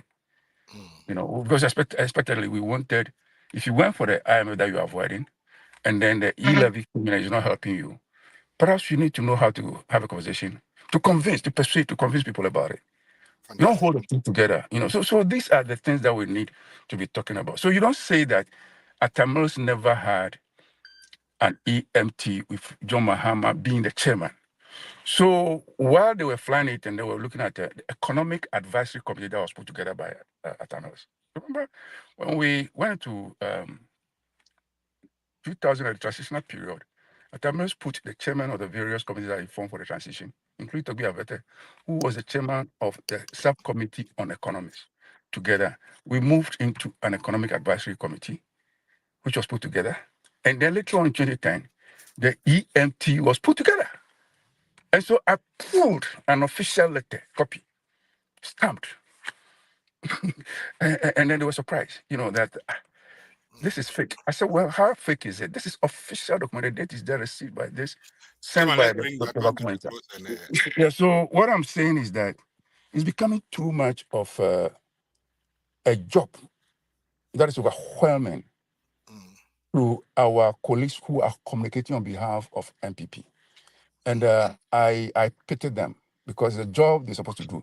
As a result, yesterday I teased a little bit that, okay, even though Richard Ahiagba has been discharged, and he's not supposed to go and weed, he's not supposed to go and run, he's supposed to go and talk. I believe he's trying to avoid coming on the political platform to speak, because he can speak. You know, he can speak, he can talk. So it's a matter of now taking over his job. Right. By the time, I believe he's, trying to avoid this kind of controversies going on around the political party. And we'll say that I'm not fit. And we'll make people like Dr. Frank Bano to go on to speak about economy. And they return with their noses bruised and with shame. It's not nice. Yeah, they are in difficulty. They need to be fair. And they are going to lose the election. And they must be sure they are losing fairly.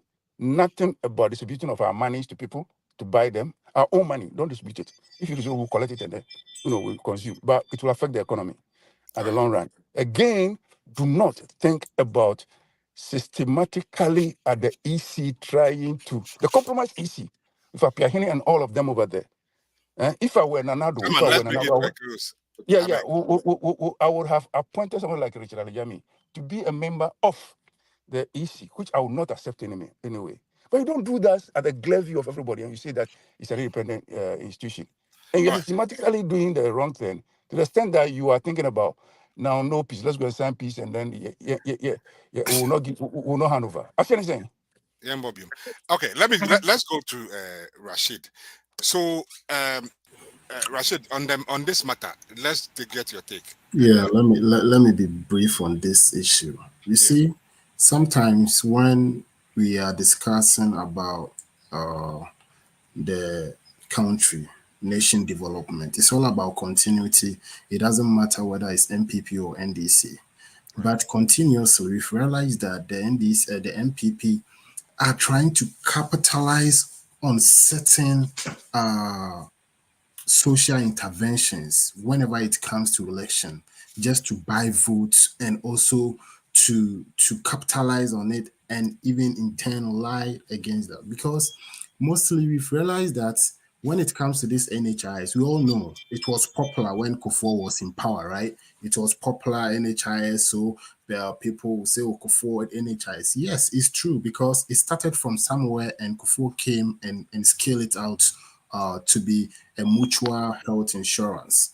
But we don't need to deviate from the fact that it started from Jerry John Rawlings' era. Right. I just sent you JJ's last State of the Nations address, where he made mention in 1999 when they piloted it in the Eastern region, and also some other Catholic institution were utilizing the mutual health insurance. Yes, of course, in 2003, Kufuor came in and enacted the Act 650 to ensure that it's in operational fully. Right. But said the NPP for ANR. So this is the State of the Nation. This is archived at the Parliament. It's easily accessible, and it's factual. Right. If you look at the last two paragraphs, you will see it there. But you see what Miracle was doing. Oh, Miracle, they're not all news files. They're unimiano. Miracles bar. And as they say, MPP Communication Bureau in Miracle. So even Kra say, on way on shutdown your communication, just say we're on the lady Bawumia communication. But I'm said I know ye bija or kasa or moving cabina or distorted facts in this animal. Ama MPP for and who is on his own savior when it comes to communication. Because of Entroya, which NHIS and Kormla no mudina. Yes, may NDC ni mejitum Kufuor be scaling out. I'm a who say na a mutual health insurance. Micro health insurance, a yinane or honum. Untimi fan free one district crown called the other. Right. Until so more try some be dim juma na also making sure say health insurance no. A bit me or northern region, I met him be about greater Accra. Na me diaba na metimi ahwe me ho yare.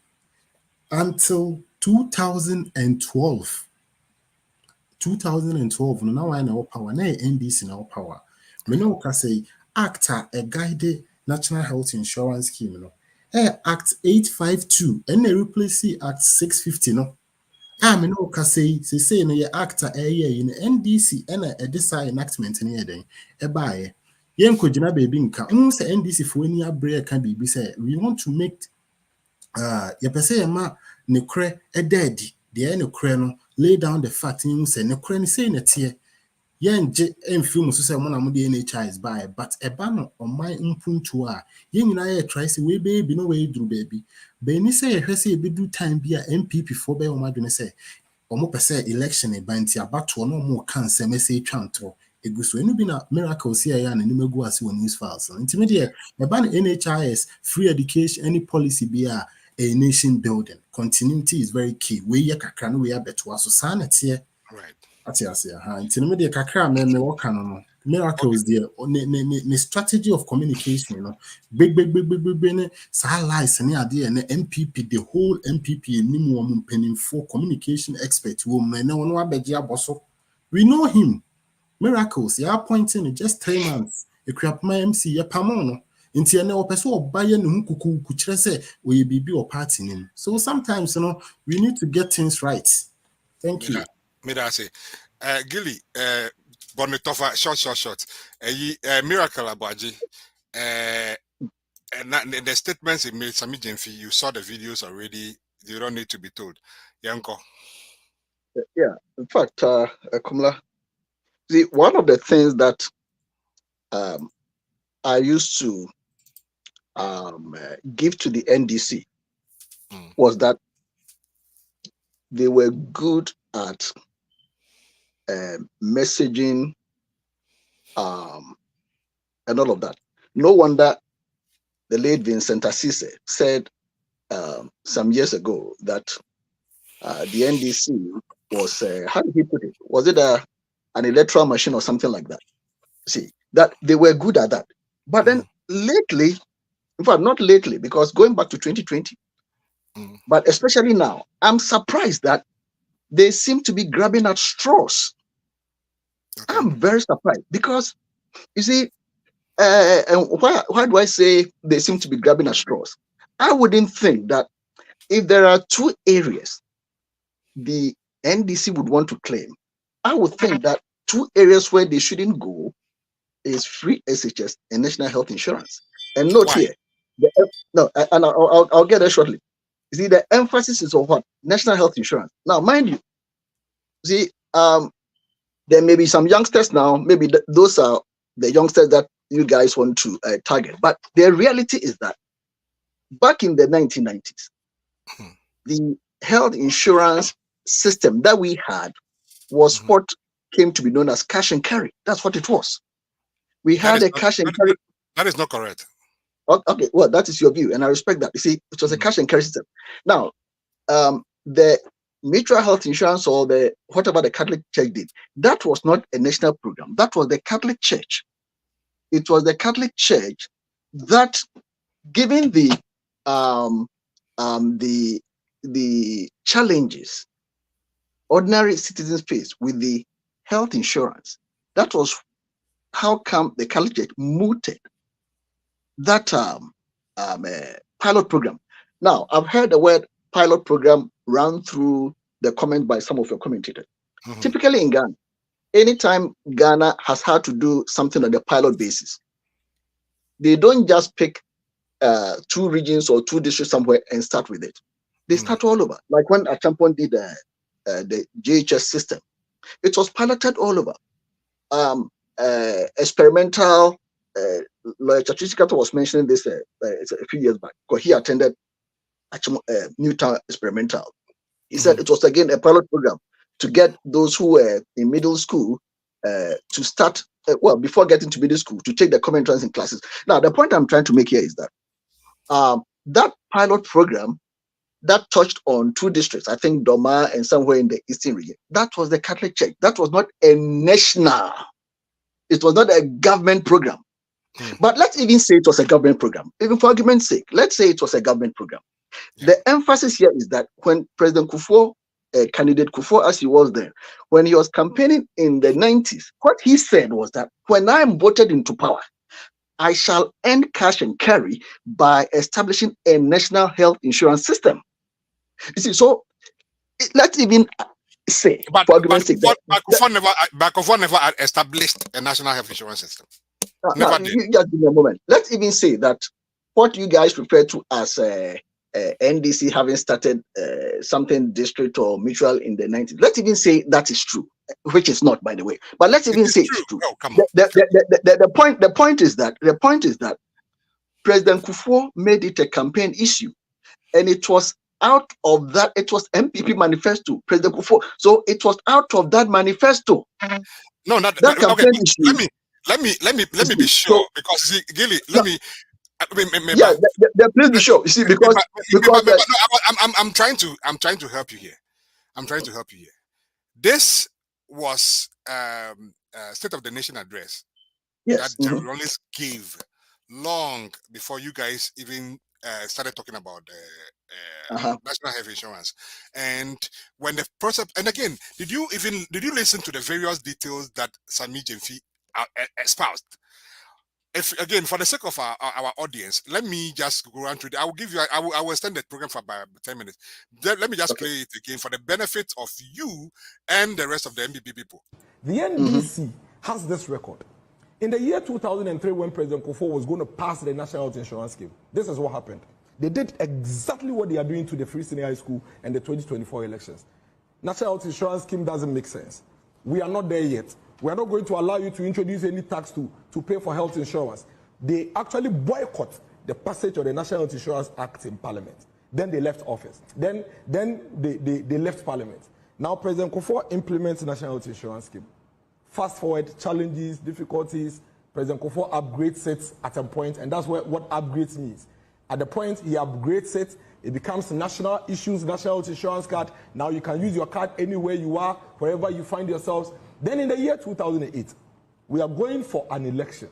The NDC now realizes that, listen, we lost the 2004 elections abysmally because the people of this country hooked onto the National Health Insurance Scheme and are holding it dear to their hearts. We cannot continue to denigrate this policy.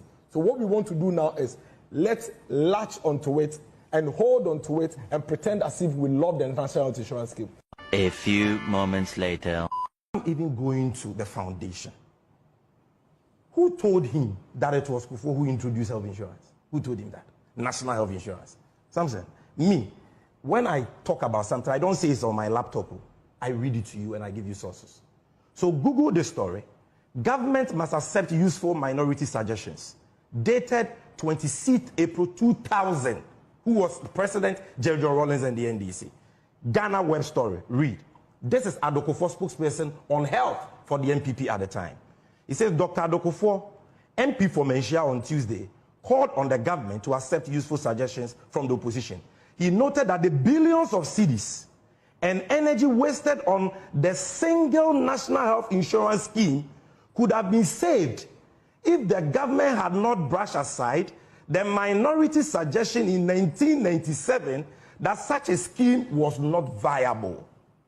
It was the NPP in 97, 98, 99 who said that it is not possible for Ghana to have a single national health insurance scheme. He quoted Leocran. That is also fact. No, we are talking about free SHS. Don't miss. Let's expose them. This is health insurance, and we are educating your audience. So this was their position, because Rawlings had started the piloting. The college checks was doing it, and we had started the piloting of national health insurance, and they said it was not possible. And they advocated for a mutual district health insurance scheme. In 2003, they passed Act 650. If he doesn't know, you should go and read. And Section 2 of Act 650, the law of war passed, on the functions of that scheme. In fact, they call it Health Insurance Council. Let me read Section 2 to you. Section 2 of the, I will make reference to it, but anybody watching me, Google Act 650. That is the first Health Insurance Act Kufuor passed in the year 2003. And what it provided for was for the establishment of health insurance schemes. And in fact, let me just Google it quickly and read that to you. Act 650. I'm sure I made that point. Yeah, it's important that we educate people. Okay, so it's here. I just got it. For the purpose of achieving this object, the council has the following responsibility: register, license, and regulate health insurance schemes. So organizations could have their own health insurance schemes, districts could have their own mutual schemes, and this council COFOR established through the passage of Act 650 was to license and regulate them. B says supervise the operations of health insurance schemes. This is the law. It was the NDC that came into office, and in 2012, at the time, Professor Mills had even died. President Mahama was acting as president, and we passed Act 852. Let me read Act 852 to you. Act 852 was what established what we have today, the National Health Insurance Authority. And Section 3 of Act 852 says this. Section 2, the object of the authority is to attain universal health coverage. In fact, Section 3, functions of the authority. To achieve the object of the authority shall implement, now not regulate or license or supervise, implement, operate, and manage the National Health Insurance Scheme. This was when National Health Insurance Scheme was. Right. So but, you are exposing and advertising your ignorance. The highlights to... You don't know what you're talking about. Gabi, Gilly, for the sake of our audience, I'm going to share with you as well. Apart from these two things, I'm also going to show you the actual. Okay, this is the story. This is the story. Okay, not just that. Look at what Kwame Adokufo said here. He said that this is what he said. The MP said communities, religious bodies, employers, associations, and worker groups should be encouraged to set up their own insurance scheme as being done in Nkuranza and elsewhere. It is the NPP that was saying no, government shouldn't do one health insurance scheme. Yes, you see, the story is here.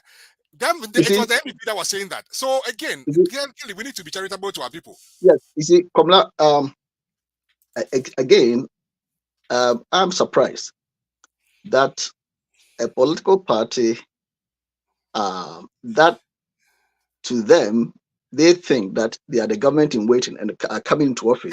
Gilly, I don't think that. I don't think that. This was news file, okay? This was news file. No. For me, the point is that. The difference between the NDC then and now is that those days, if you propose anything and you get away with it, now we will respond immediately. So that is the only thing that happened. We allow you guys to talk. So you are saying that we are holding on to straw. Doesn't matter here. No, we are saying that we respond immediately. You see, what I'm surprised with the way you guys are going about your campaign. I would think that to the average person there, they would wonder, are these guys really serious? And I'll explain that in a moment. You see, the notion, or not even notion, the reality that some mutual health organizations have been established. You mentioned one in Nkuranza and so on. That is not in doubt and has never been in doubt. You see, now that's one. Now, the second point is that was not being organized by the government. It was being organized by private bodies, notably the Catholic Church. In what you read, you mentioned that worker groups were being encouraged to set up such schemes. And when I worked in Ghana in the 90s, no, Gilly, you lost it. Kwame Adokufo said that government, the JJ Rawlings government, they will not allow them to do one health insurance scheme, and that they should allow worker groups, towns, cities to do it individually. It is the MPP that said no health insurance for the whole nation. That is the you know what? Kormla, just so that I don't go over time, which I don't have. Right. Let me read to you. Now, this was by the United Nations, but the organization was called the New Humanitarian. Now, let's hear what Professor Mills said when President Kufuor. And by the way, as I said earlier, the NHIS was a promise by President Kufuor on the campaign trail. Okay. You see, it was a promise by Kufuor because he said that that was the NPP's response or efforts to address the then cash and carry system. Now, this is what Professor Mills said. He said, quote unquote, we have expressed concerns with the indecent haste with which the National Health Insurance Scheme is being passed and the inadequacies that have been exposed even before the scheme comes into operation. NDC presidential candidate and former Ghanaian Vice President, Professor John Atta Mills, said earlier in Accra. Now, Professor Mills goes on to say, we will review the scheme when we assume office next year. Right. Based on the pilot projects conducted when we were in power, right, we will implement a revised scheme without the 2.5% workers' social security deductions and the 2.5% value added tax. Now, what am I saying here? I am not saying that what NDC folks are happy about, saying that, oh, we started that. Yes, the pilot projects that the Catholic Church, not the government, that the Catholic Church had established, they were there. No one is saying they weren't there. They were there. It was not just, it was more than that, more than the Catholic Church. It was beyond the Catholic Church. Yeah, more than the Catholic Church. That's why I said that, in fact, you had even mentioned it, that worker groups were being encouraged to have such a scheme. And my employer has such a scheme. Worker groups were being encouraged. You see, but and government was being discouraged from National Health Insurance Scheme under the NPP. But what Kufuor established, and that is the emphasis, was a national health insurance. No, but if you take the US, at 650, which Kufuor did, was just to bring them together, not to establish one. You see, let me just make this point here. Yeah, you see, in the US, you have your private sector-based health insurance systems and all that. When the Democrats proposed a single-payer system, right?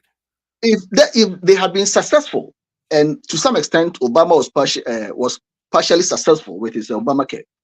Hillary wasn't successful. But if the Democrats had been successful in establishing a single-payer system, as Canada has, it wouldn't have meant that there was no health system prior to the single-payer system. So what existed in Ghana before Kufuor were these isolated pilot projects that were being piloted mainly by the Catholic Church. But what Kufuor said was that we're going to have a single payer system, a national health insurance. And that is what Ghana is enjoying now. So for any party in opposition that is eager to come to power to say that they introduced that, I mean, it's so laughable, one cannot get over it. That, are you really serious? No, because national health insurance system. Gilly, I will finish. I would think that there may be areas where, if NDC should decide to bring up any MPP person going there to oppose it, may expose themselves. But on certain issues like national health insurance, that is not something that the NDC, if they are serious, if they are serious, certain areas, I would say that leave that and move on. Okay, we hear you, Gilly. All right, let me go to Chairman Richard Arija and this to have their final take on this matter before we get off. Chairman Arija. Yeah, thank you very much, Kingsley. I think we don't have much time. I want to understand Gilly from where he's coming from. Go ahead. You see, NDC clearly not saying that they're not denying President Kufuor of insurance schemes. Okay? Kufuor brought along insurance schemes. Right. Again, the law 650 is about schemes where organizations and all of them are allowed and regulated by a council of national health insurance. It wasn't, that's the only thing. So for me, Kufuor did well by bringing that to bear, 2003, when the law was enacted. Then along the line, while Kufuor was in government, okay, he also gave a card. He issued a card. He made the authority issue a card, which is called label, National Health Insurance Card. That is the label. It did not mean, therefore, that all those schemes were brought under a single umbrella. That's the only difference. It was in 2012 that a national, even though the card was national, that's the name, but it's still the schemes, different schemes were there. It was after the 2012 law 6, what is it, the law name? 12, when the new law was 865. enacted, yeah, that will 865. all go together as a national 852. one single system. That's the only difference. NDC cannot claim that NDC was trying to bring a scheme. The left government, Kufuor came and finished it. But it was schemes. So NDC cannot be saying that we brought national health insurance. No, that's clear. They were discussing, they were thinking about it, they were piloting it, they were discussing it in parliament with MP Menchia and Kufuor, talking about it and all how they should go about it and all that. Remember that even in when the scheme was being passed, the NDC MPs did a walkout. It was not against the schemes. It was against certain elements, certain clauses in the whole law. So now MPP says that, even when we were implementing it, MPs of NDC walked out. They didn't walk out on the whole thing. Something that they believed in, which they were also discussing. So the difference is just, it needs to be clearly delineated for anybody to think that NDC is saying that we claimed. You see, it's the same thing with Free SHS. Free SHS. You see, free SHS, you cannot deny the fact that the Constitution laid it. And we cannot deny the fact that NDC thought about a gradual, by way of starting gradually, progressively, rather than NPP communication saying that NDC didn't do anything at all. So what was the progressive that was implemented? We didn't take care of boarding students. Some of them were, but gradual, some of the fees were swallowed by the government. But if you want to deny them that fact, when in fact, even when NPP came into power, they started gradual as well, because they started from the first years. The continuing citizens didn't benefit from that. And then you want to say that, no, there was nothing like progressive free SHS. Where is it? They ask you, where is the progressive? Let's be fair in our discussions and then take the things gradually, because otherwise we'll be missing the line, we'll be arguing for nothing. Nothing. There were schemes. It wasn't one scheme, schemes by various organizations under Kufuor. They were all brought together. Yeah, that's right. Thank you. Just to supply some more information on this matter for you, my brother Gilly. This is it here. So the NDC walkout, which Chairman was referring to, 2003, it said that the minority have decided to walk out of parliament. According to them, their decision to ensure that the interests of the people of Ghana are protected and defended. The minority argues that the proposal for the financing of the scheme were drawn up without much consideration and additional financial burden that will be placed on the people of Ghana. Now, this is my interest. The group is standing by its argument that the 2.5% National Insurance Levy will amount to an increase in VAT. That's it. From 12.5 to 15. Thus imposing more tax on the already overtaxed Ghanaians. So again, the childishness of the MPP that, the NDC being got out of it. No, the people of Ghana was the interest of the NDC. Always the people of Ghana. So the argument was that anyway, Chairman, 1 more second. I'm done. So it's like this. For me, I give credit to all the political parties in government and out of government. But when the argument is bled or made murkier by one party claiming that we did it, you didn't do it, especially MPP, you are nowhere. We did it all alone. Yeah. And it's really close for me. You have to also understand that the other party also played a role. But if you want to deny them all the role, as if they didn't try anything. When they were in government, the consultants were bringing in the piloting and all that. They were private piloting, like we know. And all we blow is that Nkranzai and Techiman and the Kalek. No, that's not alone. It was definitely more than that. I mean, yes. Because even the State of the Nation address that Jerry Rawlings gave to the people of Ghana, yes. He clearly said, if you look here, he said that, no, even up here, he said, such as Nkranza, Damango, Bunkrugu, Gonja West are already running, will resolve, blah, blah, blah. And he went on. And this is some of the reasons. If you look at the NDC's pilot, it's because we want to do. Government will continue to expand. The same thing GM did for FJZ. Expand coverage and improve quality of service through. And this is State of the Nation address.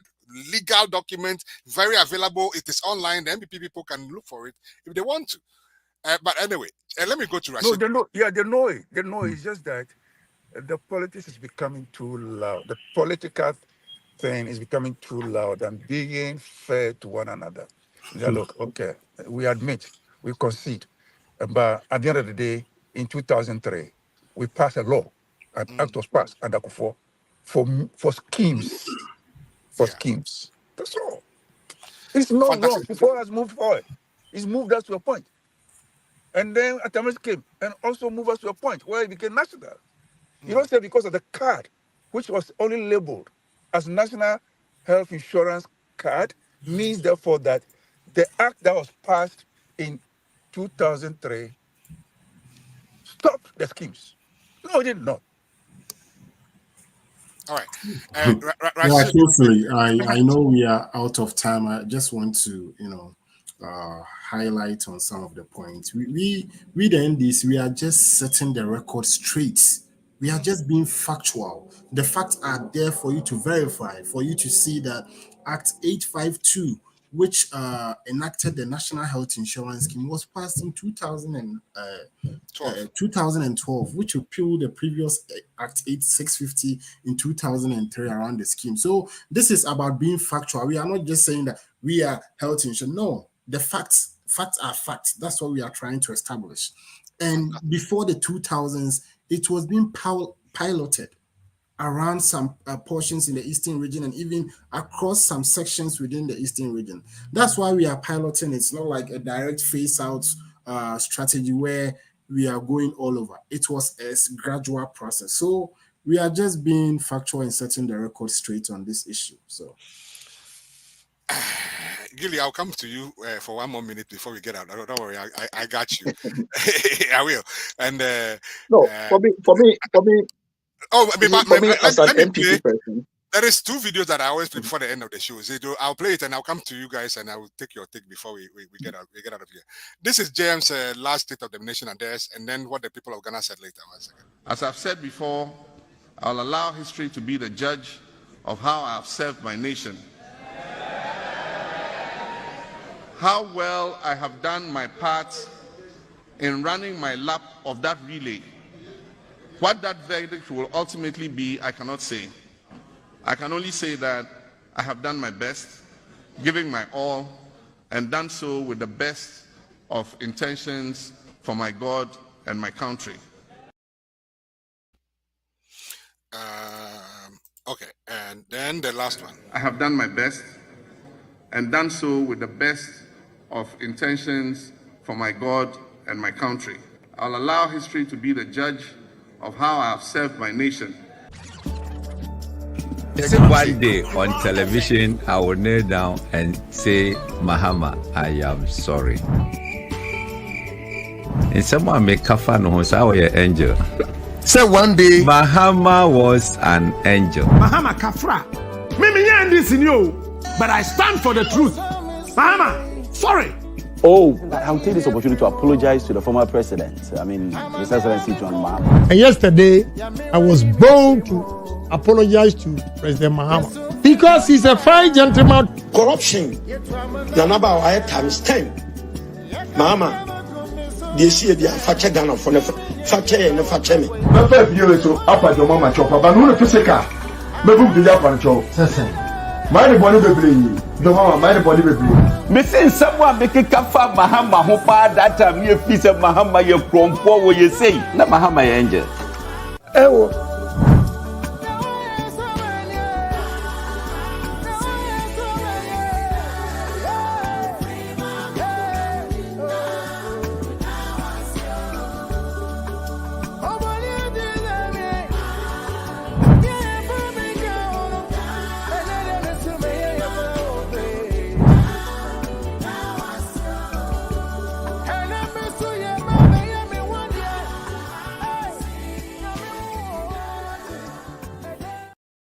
All right, give me about one China. 1 minute, Vina. Today we didn't cover all the topics because my brother came here. Gilly was here, so and I'm hoping that we will plan a little bit better. And Gilly joins, and then let's have a conversation. It's okay. We will definitely agree to disagree that we are building a nation. Gilly, your 1 minute, and then let me give my final last word to Chamarija and we get up.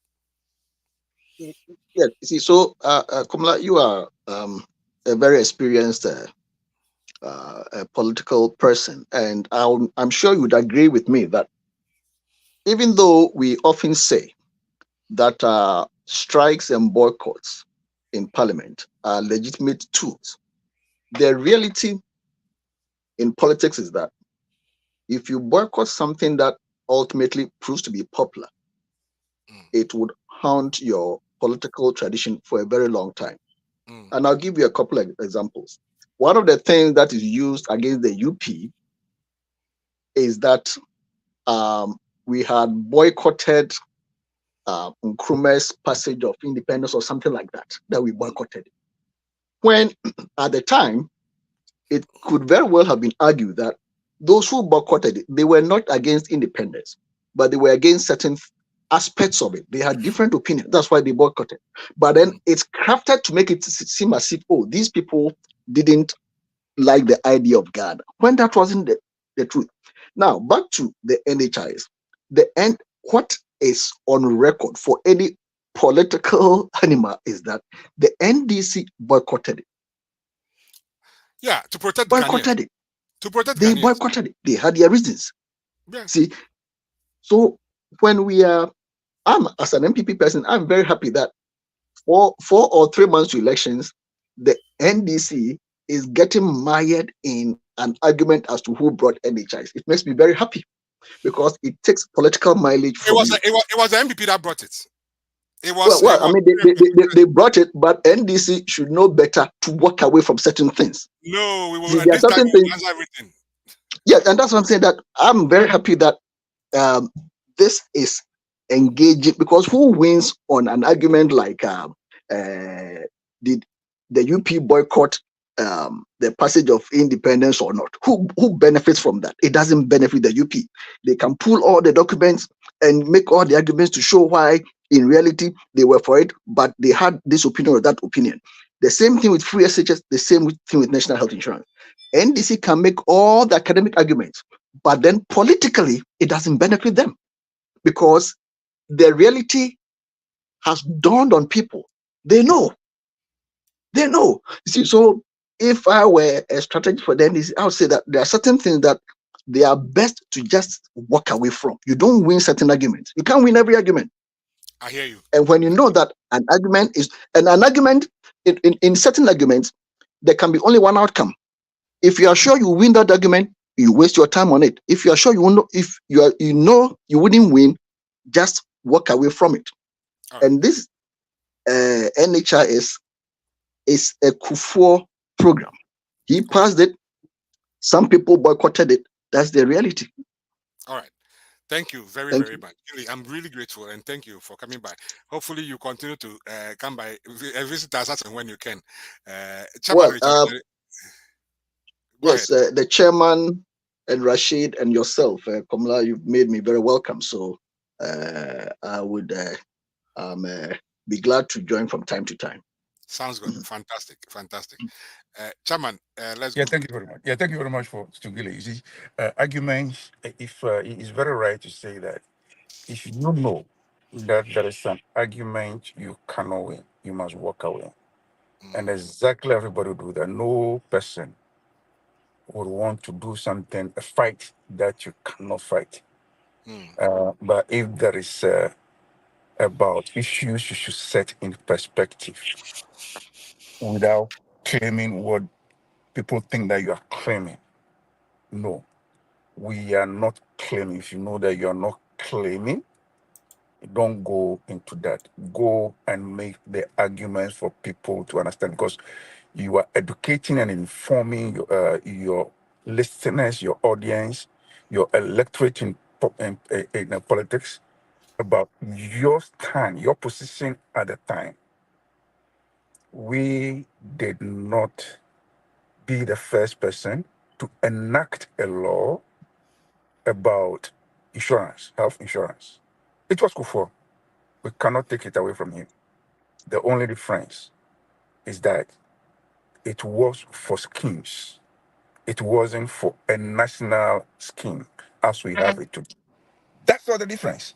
I will not allow NPP to read over us about these facts that we have official documents to prove. And everywhere that they raise it, we would come and explain and clear our position for people to, the jury out there, to make their decision about it. We will not leave it for them. It's the same about the SHS. They thought about a universal SHS, and we thought about progressive.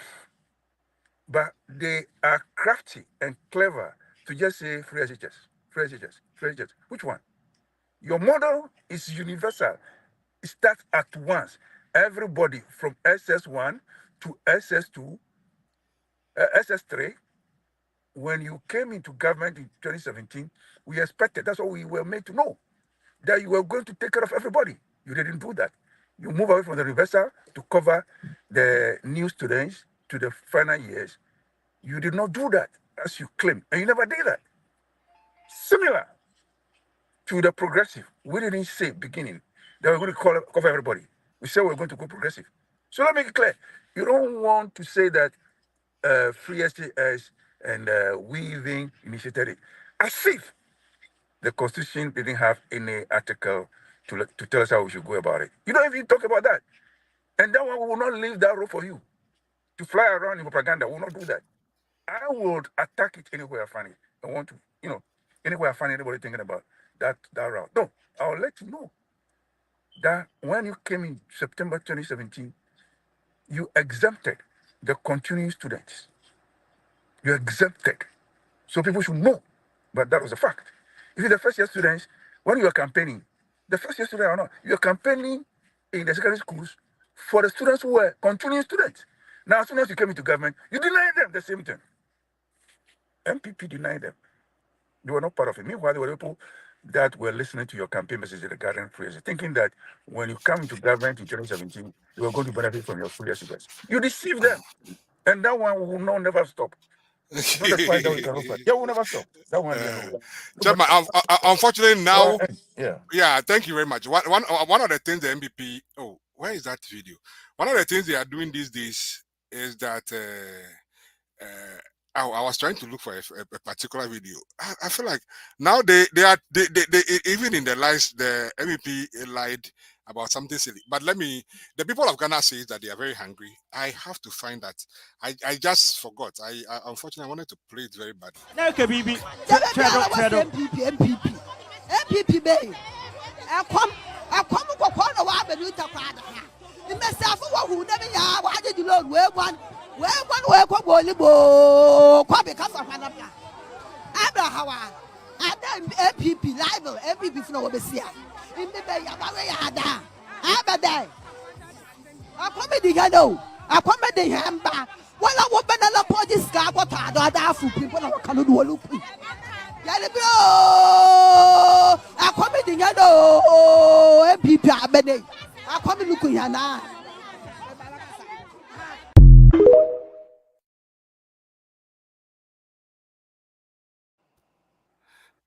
Mr. Vice President, you will remember this quote: if the fundamentals are weak, the exchange rates will expose you.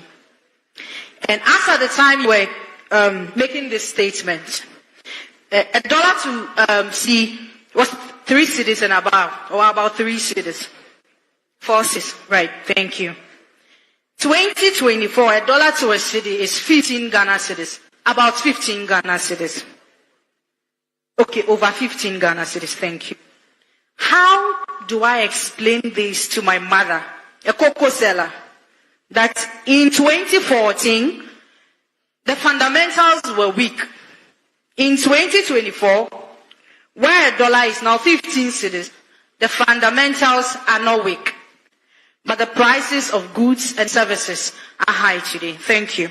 So the other question, the nice one Vanessa was asking, if the fundamentals are weak, the exchange rate will expose you, which is a truism. It was true then, and it's still true today. It's an economic truism that once the fundamentals weaken, you will see the impact on the exchange rate fundamentally. And when we talk about... I was only delaying for this video. They've created so much lies and given to the people to tell that even in the telling of the lies, the NPP people cannot even tell the lie well. I was looking for the original of this video. I didn't find it. But this one has some things put on it. But bear with me. Your last born, Nana Fatima, were we a free SHS or prepare you to go to the secondary school?